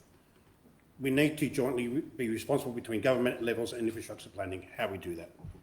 Schools, health and aged care facilities, hospitals, police emergency services. Who's going to pay for those? How are we going to pay for those? How are we going to look after our community and not have that infrastructure in place? We're going to have financial challenges with that. We know that. We can see that. So we want to establish partnerships with Council for Local Infrastructure Services and funding streams, reliable funding, additional responsibilities. We don't want the burden to go back onto our residents. That's really important. On top of that, then we've got the bus network. Of course, we don't have a tram or train service here in Manningham. And I don't think we're going to have one by 2051. In saying that, the infrastructure for the bus services. We need more bus services. We need more transport in this area. With 70,000 new residents, 75,000 new residents, where are we going to park our cars? What's going to happen to our roads? We're going to have an influx of vehicles. If there's 70,000 people, we're approximately saying 2 cars per family. You do the math. Where are they going to go? Where are we going to put these cars? So it is absolutely frustrating from that perspective. And that's why we want the Municipal Association of Victoria to work with us not only for Manningham but also for the state. Repeal of the circular economy, waste reduction services and recycling. Why should we have a separate bin for glass bottles? It's an extra burden on our residents. More bins, we don't need them. We want to ensure that we want to recycle as much as possible. That's really important. We get it. We understand that. That's why we've got the programs in place to do that. And of course, one of the big ones for us is also increasing funding for our libraries. We need to introduce needs-based funding formulas. We need to ensure that our libraries are strive for our communities. They are well used. We are one of the best used libraries in this area. We advocate for our libraries and for the residents to continue using those. We have programs to allow our residents to go in late at night and borrow books on their own. And that's something that we're proud of and want to continue that. So I encourage everyone to support the motion. Thank you, Councillor Grievous. Councillor Conlon, would you like to speak to the motion? Not much more to say, probably, on those 4 motions. Thanks, Councillor Grievous. But it does seem ironic that we are talking about, I'll talk to motion 3, which is the circular economy, which is the extra bin service. It seems like the last government to adopt a container deposit scheme. I don't know how in the country, I think, maybe in the world, I don't know. But finally, we're there, and now we're talking about another burden on our residents. There is just, if you drive down Leslie Street, which is in my ward, where there's lots of residents, where are they going to put those bins? These are people in flats, so they're increasing their housing targets. There's nowhere to put 3 bins for a lot of people. Let alone, sorry, yes, hang on, 3? Yeah, 3. 3, I'm thinking now. You got an extra one. Yes. Yes, that's right, we do have an extra one. But yeah, sorry, 3 bins, and now we're going to get 4. And for these flats, there's already struggling to find space for it and to find parking, and that means there's going to be another run on another night, and they can't park on those streets. It's just madness, and there's no business case for it. There's nothing. It's just I don't know. It's a risk. It's a real risk to us, and it doesn't make any sense. And I think, I hope a lot of other councils get on board with all these motions. I congratulate the officers for putting this together, because there'll be similar motions, and they'll all get merged into one good one. and hopefully MAV can get some traction. Yeah, that's I guess that's the next step. But yeah, thank you. Thank you, Councillor Conlon. Do I have anyone speaking against the motion? Do I have anyone else speaking for the motion? Councillor Chen. I would like to speak for motion 1, better buses. Well, according to the Australian Automobile Association's most recent Transport Affordability Index, households in capital cities are now spending 17% of their income on transport, an average of $434 per week. A typical Australian household expenditure on transport rose by more than 3 times the inflation rate. It's amazing. Just imagine the running costs for 53% of Victorian households and 60% of households in Manningham. They own 2 or more cars to go around. So even a shift to electric cars may not help much, because by now, at the moment, EV just too much more expensive than petrol vehicles. Opinion polls regularly confirm the government's action on public transport is more popular than road building. Buses are low-hanging fruit in public transport hierarchy. Small improvements can generate enormous gains because buses require no major capital investment and can deliver much quicker and up and running on the streets and in a relatively short time. To the credit of the current government, they published the Victoria's bus plan in 2021, which is a great sustainable bus network. But afterwards, DTP conducted Northern, Northeastern, and Missouri bus reviews for their pilot projects in 2022. Unfortunately, with no 2023 or 2024 budget funding, the reform has stalled. Manningham Council, in conjunction with the Metropolitan Transport Forum and Eastern Transport Coalition, wrote to the Minister for Public Transport and MPs to express concerns, but no further response was received from DTP. The calls for better buses are coming loud and clear. We call on the government to commit funding to implement the bus network reform pilot projects and progress bus network reforms to ensure every Victorian has access to better buses. This is so urgent that because of the recent announcement of housing targets to meet the projected population growth, the transport network must be correspondingly upgraded. This is so crucial and is one of the very heart of this motion 1, better bus services. Thank you. Thank you, Councillor Chen. Do I have anyone else who wants to speak to the motion? Well, I'll put that to a vote. All those in favour? And it's carried unanimously. Item 13.3. Manningham Quarterly Report, Q2, October to December 2024-25. Do I have a mover? Councillor Chen. I move that the recommendation be adopted. Thank you. Do I have a seconder? I second the motion. Thank you, Councillor El Taha. Councillor Chen, would you like to speak to the motion? Thank you, Madam Mayor. The table document is Council's performance report in key areas, including capital works, finance, council plan, expenses, environment, and community engagement, customer services, and governance for Q2, that is September to December 2024. As at 31st December 2024, Council spent $18.5 million on infrastructure capital projects, which is 36% of budget. Nearly $10 million has been spent on infrastructure maintenance, which accounts for 46% of the budget. Council's year-to-date operating service was nearly $14 million and is nearly 23% favorable compared to the year-to-date adopted budget. Variance including $10 million land compensation payment received from the North East Link project. Our major initiatives listed in Council plan were all on track. Regarding statutory planning, as Councillor Lang previously mentioned, about 98% with smart applications have been decided within 10 business days, and 70.42% standard applications have been decided within 60 statutory days. I would like to spend a little more time on Council's waste management and resource recovery. This quarter, Council has made good progress in managing our waste and resource recovery and achieved 98% recycling recovery rate for FOGO.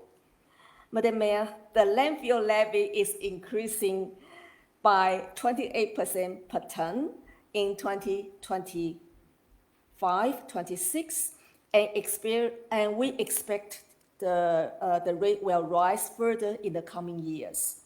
By using FOGO, our residents will pay 46% less for waste disposal compared to landfill. This will save residents about $3 million over the next 2 years. From November to December, 6.4 million containers returned through reverse vending machine in 1 month. I was one of the contributors. The container deposit scheme was also offsets recycling processing costs by approximately $35 per tonne. I'm so proud of the 76% waste diversion rate we have achieved, which is well ahead the ambitious goal of so-called 72% set by the state government. We are far ahead. And we can also expect to achieve 80% by 2030. Madam Mayor, I would like to take this opportunity to thank our environment and waste team for their hard work. They have achieved so much for the community, the environment, and the whole planet. Thank you. Thank you, Councillor Chen, and well said, and I support that thanks as well. Councillor El-Taha, would you like to speak to the motion? Yes, thank you, Madam Mayor. Thank you, Councillor Chen, for summarising the report so well. I'm sure the community appreciates it. Also, thank you to the council officers for putting together a really comprehensive and detailed but easy to understand report. I think it's a really important one that gets shown to the community. It shows a lot of transparency of the way Manningham Council manages its finances. And on that note, I would therefore just encourage everyone in the gallery or listening to actually look at it and read it, and feel free to reach out with questions on it, because that's what it's there for, and it's got a wealth of information in it. And it is a great report, so thank you, council officers, for your ongoing work on making that accessible to the community. Thank you, Councillor El-Taha. Do I have any speakers against the motion? Do I have other speakers for the motion? Councillor Conlon? Thank you, Madam Mayor. I love it when a plan comes together. Section 3 of the report talks about the council plan 21 to 2025. So, 4 years ago, the councillors who were here at that time approved a plan, and it's great to see how much work has gone into that. So for the community panel members here, the last council plan had input from the similar panel, and so take courage, I would say. In 4 years' time, you'll see a lot of green traffic lights there, as we have in this report. So, so it's quite good to see that we're on track for all those objectives from that council plan. So I'd like to just endorse the report, and particularly thank the organisation as a whole for what you've done in terms of achieving that plan and helping us put it together in the first place, of course. But thank you. Thank you, Councillor Conlon. Do I have any other speakers to the motion? I'll put that to a vote. All those in favour? And that's carried unanimously. Item 13.4, reschedule June council meeting. Do I have a mover? I move that the recommendation be adopted. Thank you, Councillor Mayne. Do I have a seconder? I second the motion. Thank you, Councillor El-Taha. Councillor Mayne, would you like to speak to the motion? Just to add a little bit of context, Madam Mayor. So the reason this meeting is being moved back from the 24th of June, I believe, till the 30th of June, Monday, so the following Monday, is because this was a clash with the National General Assembly, which is just the conference for all local governments nationwide. And this is a really valuable opportunity for councillors and exec alike to really get an understanding of the issues in local government and what other local areas are facing. Hence, we're accommodating this by moving it the following Monday. Thank you. And this will be on the website and you will be fully informed of all the changes. Thank you, Councillor Mayne. Councillor El-Taha, would you like to speak to the motion? No, I have nothing to add. Thank you. Thank you, Councillor El-Taha. Do I have any speakers against the motion? Any other speakers to the motion? I will put that to a vote. All those in favour? And that's carried unanimously.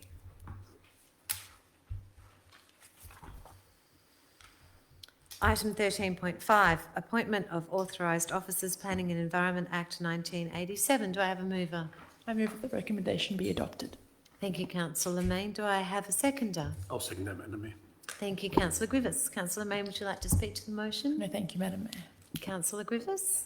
No, thank you, Madam Mayor. I will put that to a vote. All those in favour? And that has been carried. Thank you. Item 13.6, informal meetings of councillors. Councillors, I would like to move this motion. I move that the recommendation be adopted. Do I have a seconder? Councillor Lang? I second the motion, Madam Mayor. Thank you, Councillor. I will speak to this motion briefly, councillors. I want to speak to it because I want to point out how important transparency is for this council. So this is no longer a legislative requirement to publish informal meetings of council, where informal meetings are those planned or scheduled meetings involving all the councillors. However, it is important to Manningham, and I know it's important to all of you councillors, that we retain this to provide transparency to our residents and to our ratepayers on the meeting, on those informal meetings that we attend. And I absolutely acknowledge, councillors, that it's only a drop in the ocean compared to all the other meetings that you'll have with residents, etc., etc. But I applaud the organisation for continuing to publish this and all of us for our commitment to transparency. Councillor Lang, would you like to speak to the motion? No, thank you, Madam Mayor. I think you stated that perfectly. Thank you, Councillor. Do I have any speakers against the motion? Any other speakers to the motion? I'll put that to the vote. All those in favour? Thank you, and that's carried. Item 13.7, documents for stealing. Do I have a mover? Madam Mayor, I move that the recommendation be adopted. Thank you, Councillor Griffiths. Do I have a seconder? I second the motion, Madam Mayor. Thank you, Councillor El-Taha. I'm going to put that to a vote. All those in favour? And that's carried. Thank you. Item 14, Chief Executive Officer, and there are no Chief Executive Officer reports this month.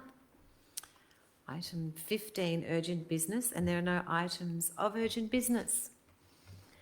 Item 16, Councillor Reports and Question Time. Councillors, would anyone like to provide a report or raise a question? Oh, you all do. Councillor Goff, I will go first. Start with you.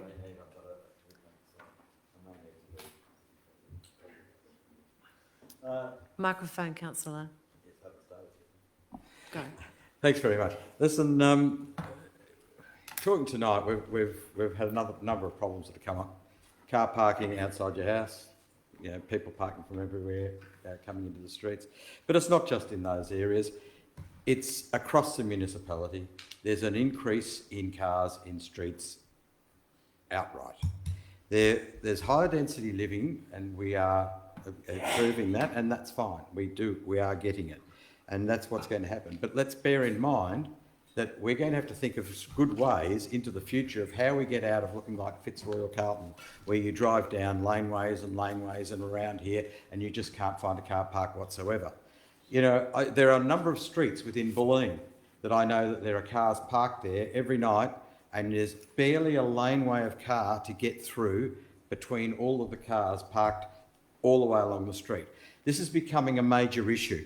And one of the major issues is that a lot of houses don't use their garages. They are used for storing stuff or for living in, okay?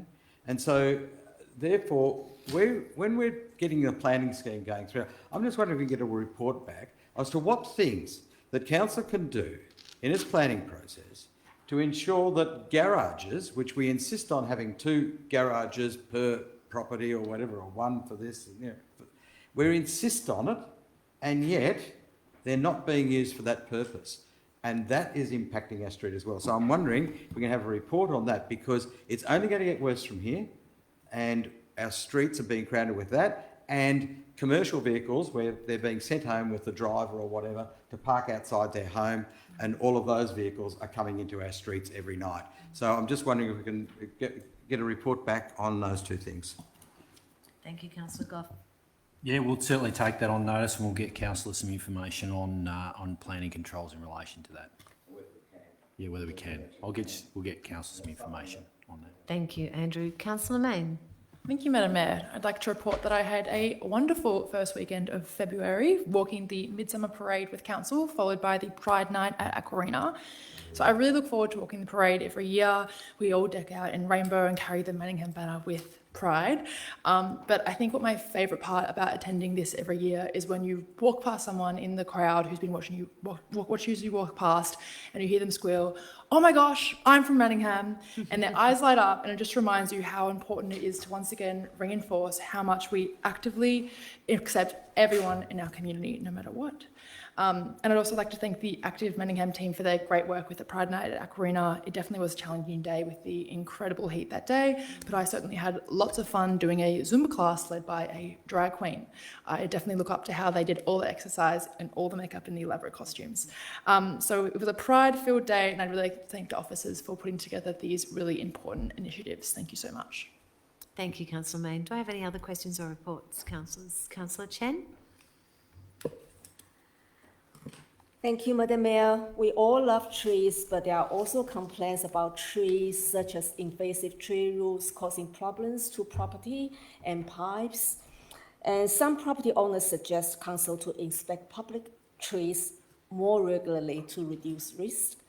There are some suggestions for a designated webpage on common tree issues such as leaf litter, tree roots, overhanging branches, to improve community access for information. So that is the reason why I raised that questions at tonight's ordinary council meeting, because I have received so many recently.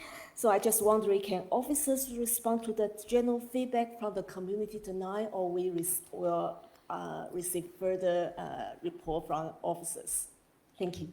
Thank you, Councillor Chen. And I'll ask Andrea Szymanski, who is our Acting Director of City Services, to provide a response. Thank you, Councillor Chen, for your interest in tree management. I've had a few discussions tonight here about trees, so happy to respond to you tonight. And you're right, we do have a tree management plan, which is endorsed by Council, which guides the management of our trees, be that our street trees, trees in parks, trees in reserves. We also do have a web page on our website which lists how we go about managing our trees, how to request planting of a new tree, and how to report an issue if you're facing an issue with a tree. We potentially could update the website with additional information about the health and life of a tree, and that's something exciting the team are working on, providing live data on our website to residents to click on their street tree and find out a little bit more about them. Street trees are one of our living assets, and so the way we manage them, there's been discussion about that tonight, is really important, but consider the impacts that that has on infrastructure and on people as we aim for healthy, livable cities. If a resident reports an issue with the tree, a council arborist will attend the site, inspect the tree, and leave a calling card or some information about the inspection and what follow-up works might be happening. We also inspect every tree every 2 years as part of a cyclic program.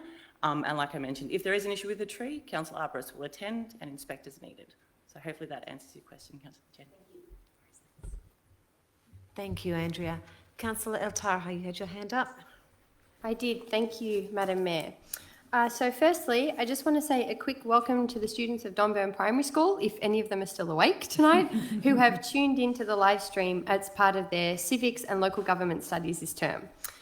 I also just wanted to note that the summer season was a very busy one for the local community, with lots of events still running. From the Greek Seniors Club New Year's celebrations to the vibrance of the Chinese Seniors Lunar New Year celebrations, as well as the warm welcome we received at the Ilma Centre Open Day, it's always incredible to see how our community groups come together and thrive. I just want to also mention there was a Palestine fundraiser organisation event conducted at Rocklea Lake Park during the summer break that raised over $14,000 in one day to donate to families suffering in Gaza. And I thought it was just a spectacular day of community coming together despite the scorching heat.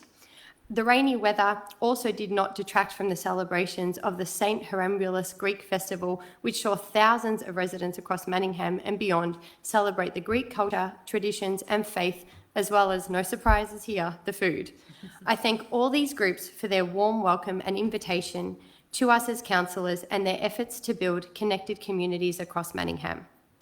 I also do have two questions, Madam Mayor. So my first question is just regarding the situation at Newman's local shopping centre, shopping strip.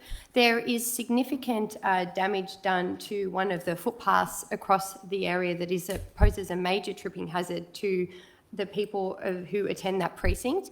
And there's also significant damage on the road where the car park is. So a speed hump has been removed in two places, and the damage is so bad that you can actually see the reinforcement coming through, which poses a really severe safety risk for people who frequent that area. I understand that it is private property, but it's been 2 years that the condition of this area has been like that. There have been several residents and local people who shop there who have tripped and severely hurt themselves. And I think that it would be really wonderful if council could look at the ways we can advocate more to the landlord to actually rectify these issues. I'd like to please get an understanding of any local laws that perhaps we could look at enforcing, or just discussions that can be had, because at the end of the day, while it is a private land, it is also a public space in our area, and one that is a precinct of ours. So it would be really good to get an understanding of what more we can do as a council to advocate for our traders in that strip who are trying to speak up for themselves but not being heard. Councillor, we're at time. Oh, okay. Time. But I'll ask Andrew McMaster, Director of Planning and Livability, to provide a response to your first question, and perhaps you can send your second question directly to the It's a quick one if I could mention it. We're over time and councillors only have 2 minutes Okay. to present. Sorry, councillor. Thank you, Councillor Altar, Madam Mayor, through you. Councillor Altar, you are correct that Newman's shopping strip is in private ownership. That does limit our ability to intervene and conduct safety works at the shopping strip. It also means we have limited actions in relation to enforcement in that area. Our economic development team, though, has good relationships with body corporates and traders organisations across the whole municipality. We will be taking your issues and referring them to the economic development team to speak to the body corporate which manages that centre for a discussion around some of those safety improvements you've highlighted. And please pass Thank your you. second question on to the It relevant almost director. relates to the part of the motion that I wanted to speak to before that was an interruption. So if I could just mention it, I think it would be great. It's time, unless there's another councillor can ask it for you. No, that's okay. Happy No, if you want to that's pass okay. it to another councillor. Can I ask for an extension of time? Is that allowed? No, No? not Okay. for councillor question time. Sorry, councillor. Councillor Lang? Thank you. Look, I just want to speak about some events that are happening. We know that Pink Stumps is happening within Manningham, and Warrandyte Cricket Club have had their Pink Stumps Day, and Park Orchards Cricket Club have got theirs coming up. And we know that's about breast cancer awareness, but I just wanted to report and say the McGrath Foundation no longer just advocate for breast cancer and funding and support for breast cancer. They supply funding and support for all cancers. And I think that was worth noting publicly, because we know that there's 1 in 7 for breast cancer. We know there's 1 in 2 for any cancer. So it is really important. The Pink Stump Days are about getting regular mammograms for women, but can I just encourage men and women to get regular checks at their doctor, and if they find any abnormalities with their body functioning, that they seek a doctor and do not hold back from doing so. I also just wanted to talk about the weather recently and how we do put our community's risk first and safety first. But there was a shame of the Pottery Expo being cancelled because of that. The Warrandyte Pottery Expo is an international event. It is not just for local potters. It has potters all over the world come to it.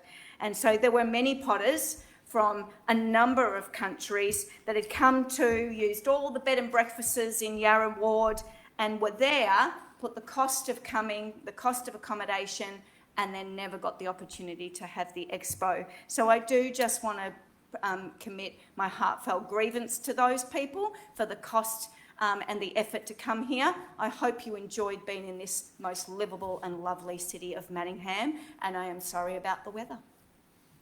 Thank you, Councillor. Right on a minute 58 too. Any other councillors want to ask a question or present a statement? Councillor Grivers. Oh, thank you, Madam Mayor. Just a quick one. Thank you to the Chinese Senior Citizens Group who invited us to their Chinese New Year celebrations. It was a great day for them and for us in celebrating with them. Again, to St. Haralambos who invited us all and enjoyed the services by Bishop Kiriakou who was there. Can I say congratulations to the Toy Library celebrating the 40-year anniversary. So what a fantastic achievement, and hopefully we can see a lot more of that. And also events coming up that we'd like to see, the Asian Cultural Festival, which is happening in Doncaster really soon. So we're looking forward to seeing everyone there. And just a call out to the Greek community of Melbourne and Victoria for their huge festival over the weekend with over 150,000 people in attendance. Thank you. Any other councillors wish to ask a question or make a statement? Councillor Conlon. Yeah, thank you.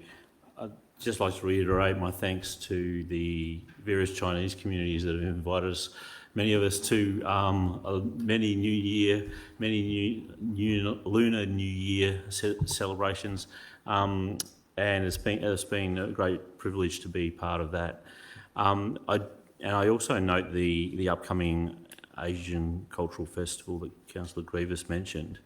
And I was at one of these events with the Chinese Fellowship of Victoria, and they didn't know anything about this upcoming cultural festival. So my question to the office is: are we doing everything we can to just promote to the various communities we know with a Chinese heritage this big event that we're trying to make?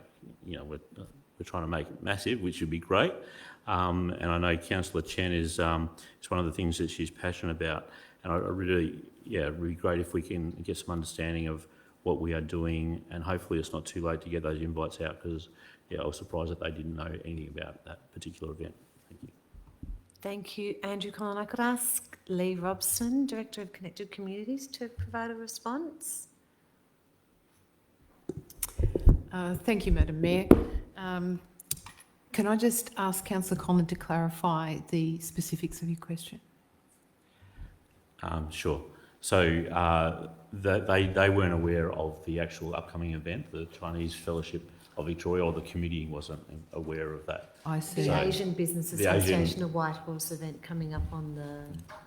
I see, Councillor Collin. I'll take that one on notice. Yep. We've certainly made it our best endeavour to connect local groups with the Asian Business Association of Whitehorse, and we've taken it upon ourselves to inform local groups nearby, Leeds Street Stadium, the RSL, etc. But if there are groups that have been missed, we'll certainly take that on board. Yeah, particularly things like the seniors, Chinese seniors, and all that sort of stuff. There's a big group of people, I think, that would support it if they were really aware of it. So I'm hoping we can get that message out. Thank you. I think we've got sufficient time to do that before the event. Thank you, Councillor Conlon. Thank you. I will just make a brief statement on the housing statement, which has already been raised here. So previously Manningham's housing target was 39,000. Yes, it has been reduced to 28,500 homes, new homes, by 2051. And yes, we're pleased that we've had a reduction, but councillors, we need to be aware that that number of homes in that target still represents 50% of our existing housing stock that we need to fit into Manningham. And it's not just the whole of Manningham, because a third of our land area is dedicated to the very precious green wedge. So that's another 50% of our existing housing stock that we are going to have to squish into 65-70% of Manningham in areas that are already experiencing pockets of development and overdevelopment. And while I absolutely support development, and I know you do, councillors, and we have our residential strategy, we do want to do it in a sustainable way. So we will continue to advocate to the state government that we're involved in the conversations, that we understand the data. So what is the population data that they're using? We've had no exposure, we've had no consultation, we've had no feedback to any of our reports. We've just been told your target's changed. We don't understand why. And we've also had no accompanying discussion on infrastructure, buses, schools. So while we're pleased with the reduction, we still have many questions, councillors, and it's important that we continue this advocacy to our residents and also to the state government around these housing targets. Okay, I'm going to move to item 17, confidential reports. Do I have a mover? Councillor Lang. Thank you. I move that Council close the meeting to the public pursuant to sections 66(1) and 66(2)(a) of the Local Government Act 2020 to consider the following items. Item 17.1, procurement of major road and civic contract. Thank you, Councillor Lang. Do I have a seconder? I'll second that motion, Madam Mayor. Thank you, Councillor Grievous. All those in favour? And that's carried. So we'll now close this meeting to the public and to end the live stream to consider these confidential reports. Thank you so much for joining us this evening and staying for the long haul as well. Enjoy your evening. Thank you.